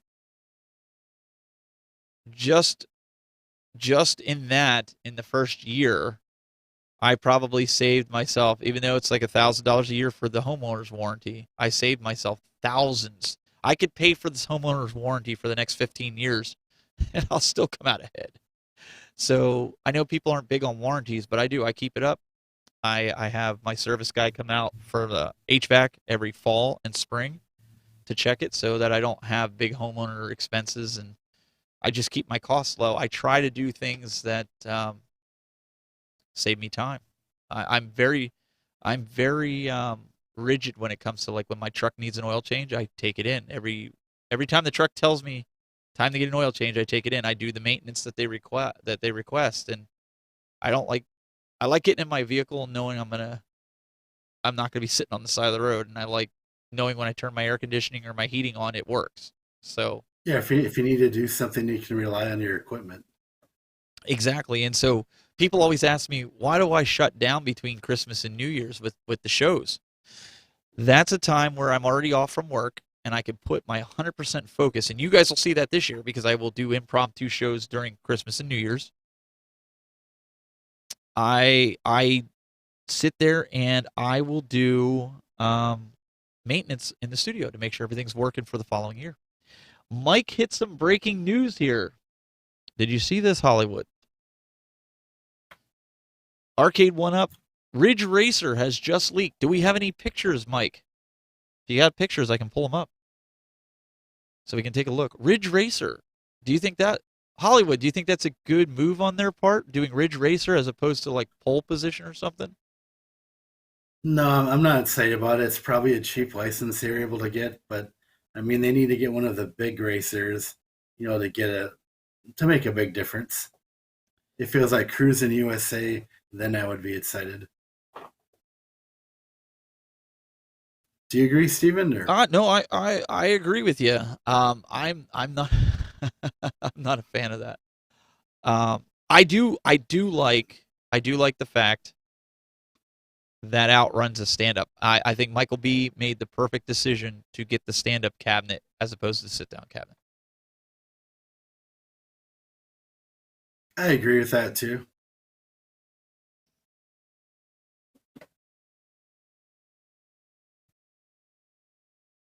Hmm. Steven, are you a big fan of Ridge Racer? I am not really. I think that's a bad move. I do. Michael B channel, is he talking about it right now? Is that what it is? He's live with it right now? I was gonna message him and tell him to get on the stream here earlier, but I didn't realize he was gonna go live. That's fine. Michael B and 19K Fox both have videos up. Oh, okay. Well, I'm not gonna show his video and take views away from him. Go watch his video so he gets views on it. I'll watch it a little later. I don't want to screen cap it. So, I mean, I know I only got 13 people in here, so that's 13 views he loses, but it's respect to the content creator. It's on Wayfair. Oh, that's even worse. Oh, wow. I don't like Wayfair. It's too expensive, don't you think? Absolutely. Let me see here. Sorry, I have to answer this email.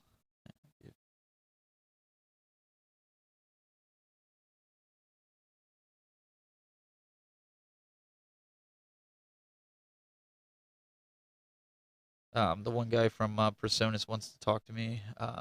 They make the audio mixer that I use. So we've been playing tag. He's down in Louisiana, and I felt bad for like even bugging him because he's in Baton Rouge, right? We were supposed to have a meeting yesterday, and he was waiting in his car. but we never confirmed the time. And I had called, and he didn't hear the phone ring. So yeah, we've been playing phone tag. So That's always fun.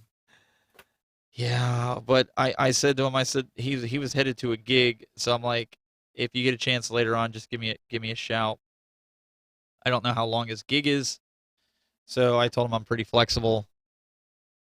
But I agree, Mike. I wouldn't buy it there. Most of these leaks usually just mean it will be generally available. What's the price? Those of you guys that watched the video from Mike B, what's the price on it? I'm gonna guess. I'm gonna guess it's probably like, if it's a stand up, it's probably gonna go for like $4.99.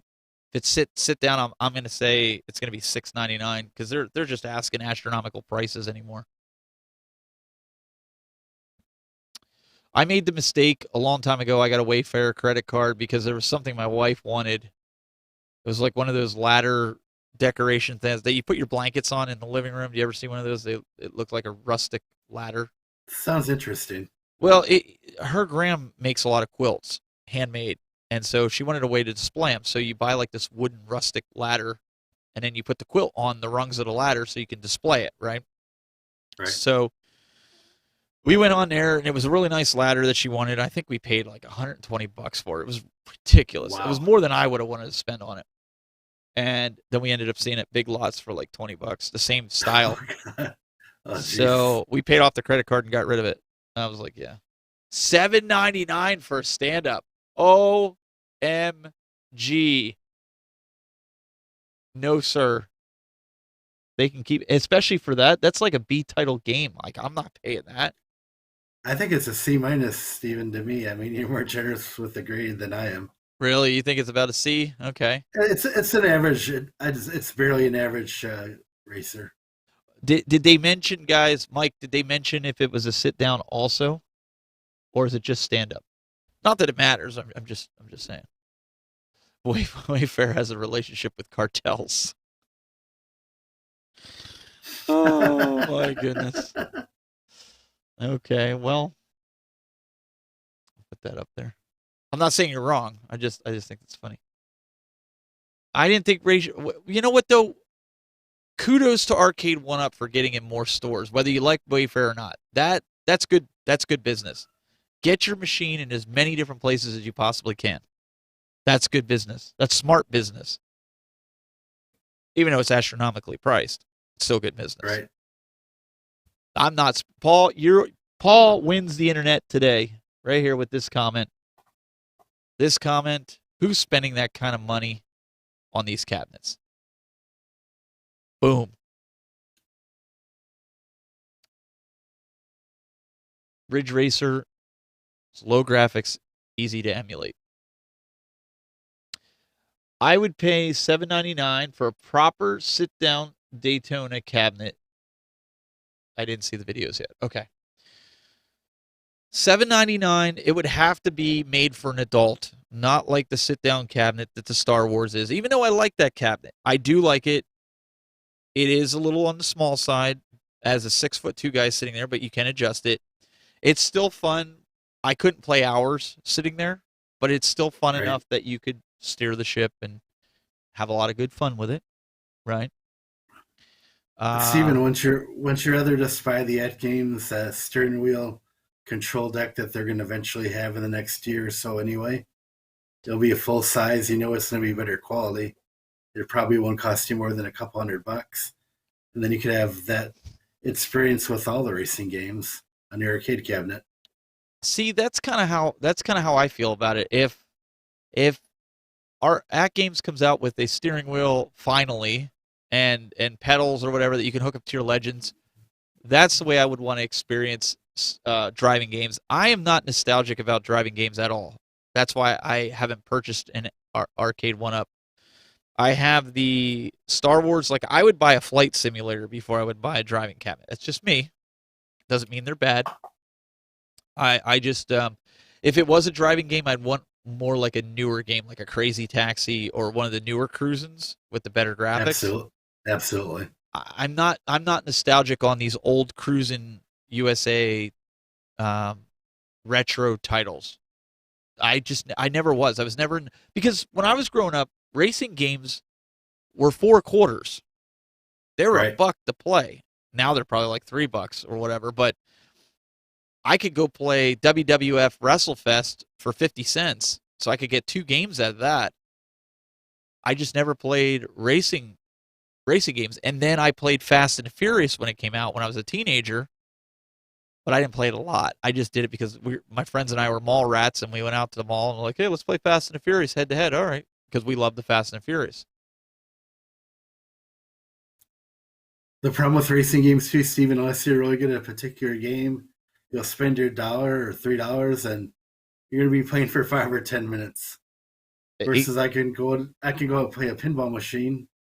Maybe I spend $2 for a few credits, and if I'm lucky, I could be playing for 30 minutes. Yeah, and the problem here, Mike's saying with the buy stuff store has a steering wheel mount is something I will be checking out later. You know what? Nothing against Buy Stuff Store, but because they're in Canada, it's really tough to buy stuff from them. And now they have sent me review pedestal for the Gamer Pro, which you guys saw my video on it. But I just think a lot of their stuff is super, super expensive. And I get it, they're in Canada. They gotta shipping in the US is expensive, but I don't want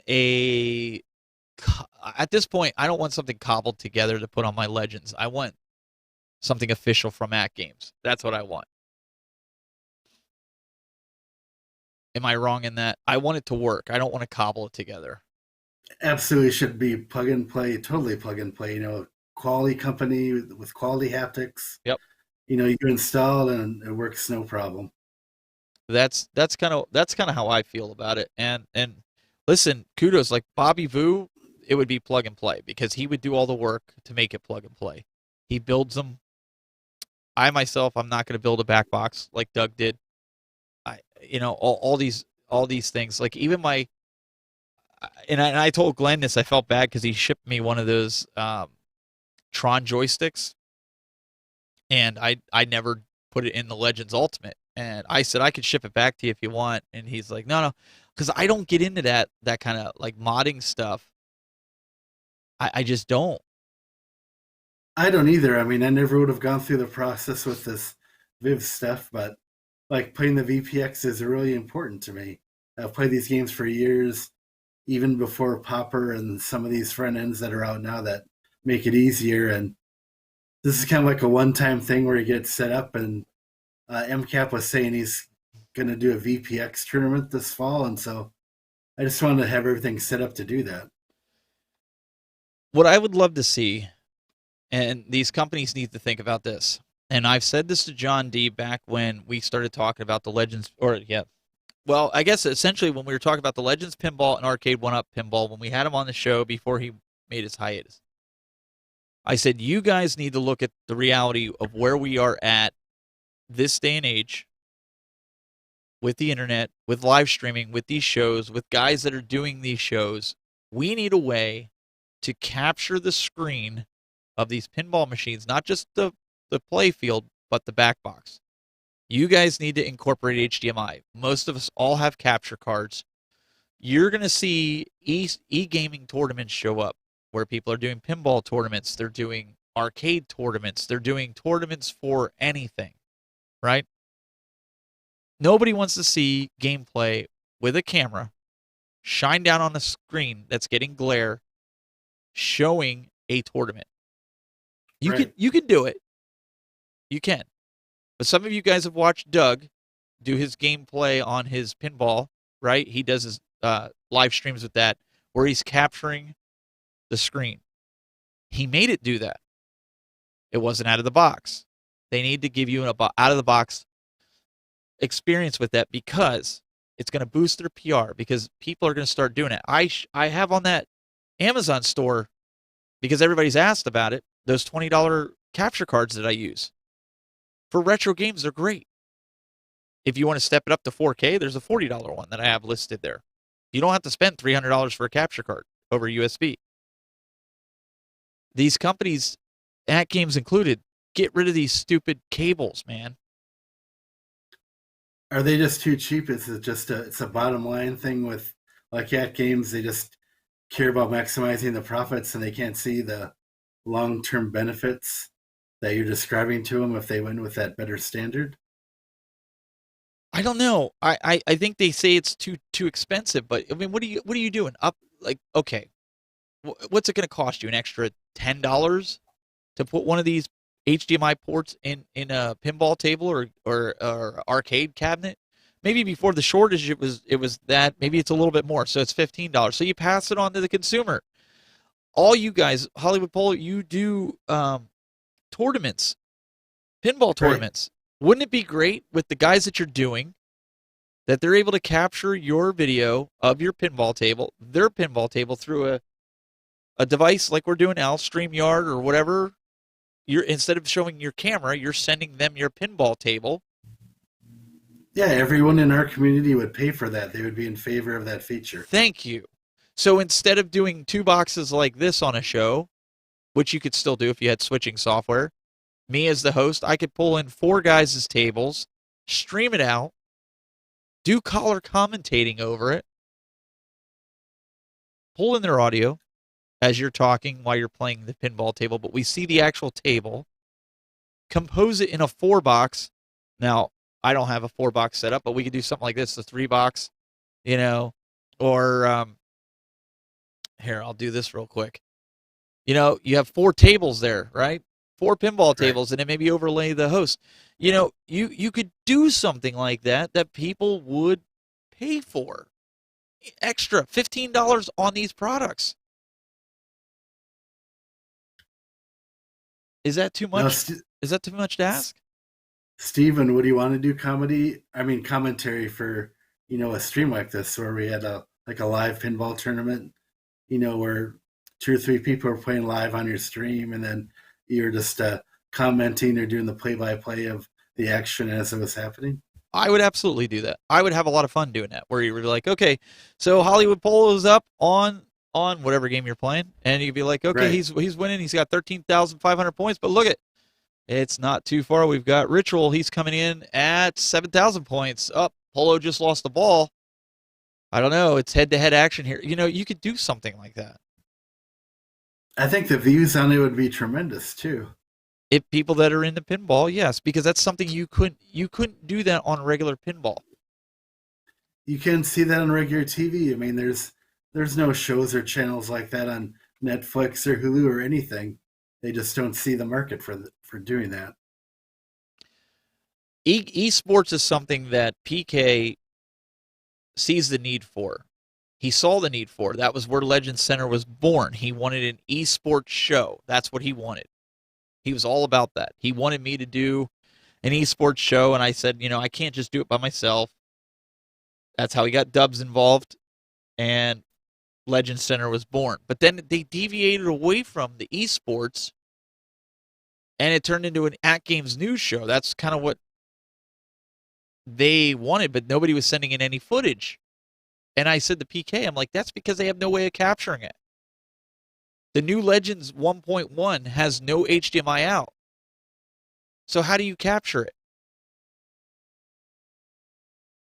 Do you want to watch it with a camera pointed at it in somebody's game room where you're getting reflections off the screen? That's not a good experience. What if you were watching this right now, and I said to you, and I'll use this as an example.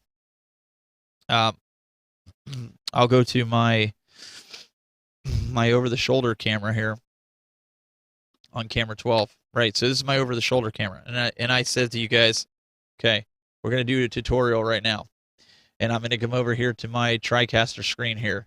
And I'm going to say, okay, I'm going to set it like this. And I'm going to be like, okay, guys, now I want you to watch as I'm moving my mouse along the screen here and clicking on things, right?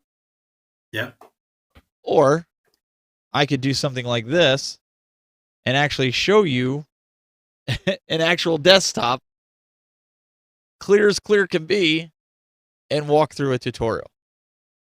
What makes more sense? What would you rather watch? You'd rather watch the direct feed, right?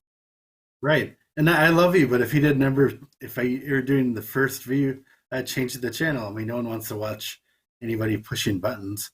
That's exactly what I'm saying. Or these guys on YouTube that take their phones and it's all shaky and they're trying to show you the interface of the game, right? Or they're trying to show you the screen of their TV and they're doing this. Or would you watch the guys like me, P-Dubs, Cool Toy, and all these other guys that are doing capture cards, showing the game, showing it clear, no shadows, no bad lighting. You're actually seeing the game. You're seeing whatever they're explaining in the tutorial in the UI. That's what you want, right? Right. It makes it easy for you to follow so that you can replicate whatever our tutorial is on your own pinball or At Games Legend. I don't know why these companies don't get it in their head. Yeah, you want an immersive experience. I mean, whether you're watching a tutorial or live streaming, which I love the most, which I'm doing with you right now. I mean, that's why I watch very little TV. I never have. There's a few shows I like, but TV is just a passive experience. There's no engagement other than the person sitting next to you watching a show.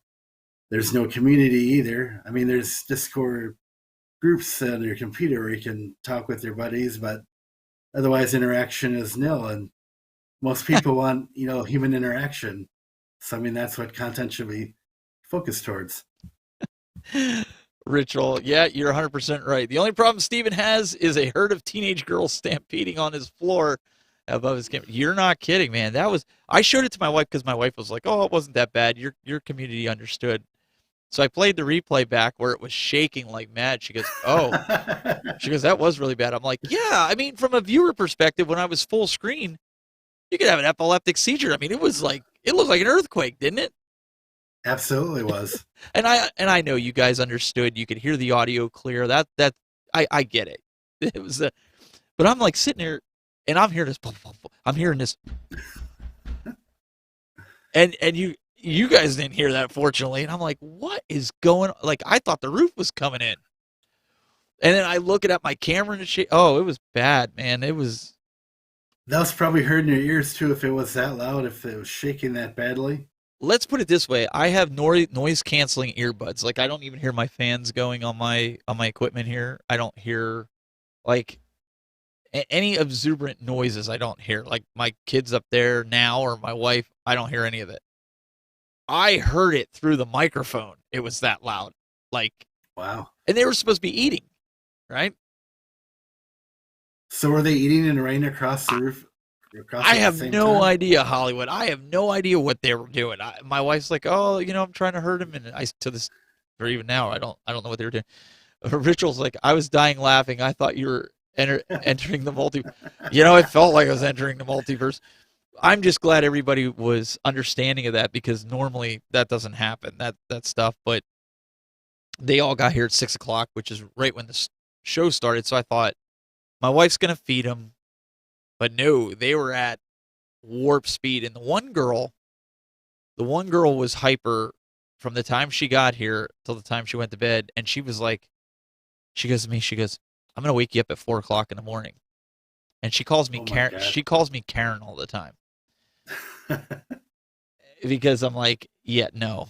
And my daughter's like, yeah, she was the first one to fall asleep. And my wife had to wake her up this morning when the parents started getting here at 10:00. Wow! But yet she was going to come in and wake me up at 4:00, right? I was going to ask you if she did do that or not. She didn't. I would not been happy. I said, "You will see a Karen if you wake me up at 4:00 on a Saturday, nonetheless." Oh God! Sonic, we'll see you later. Appreciate you popping in here and hanging out with us. I might wrap this up here shortly too. It's getting late and in the afternoon But again, I appreciate everybody coming out. Yeah, this you need times like this. There's times to do organized shows, but then there's times to just interact with the community. Maybe what I'll do if I do one next Saturday, maybe what I'll do is I'll open Zoom up and bring it. That way you can have more people in. That sounds great. And then you can pull people in with that. But again, this is just a way. Like some of these discussions, you guys come out. You want to hear Doug's point of view, Glenn's point of view, and.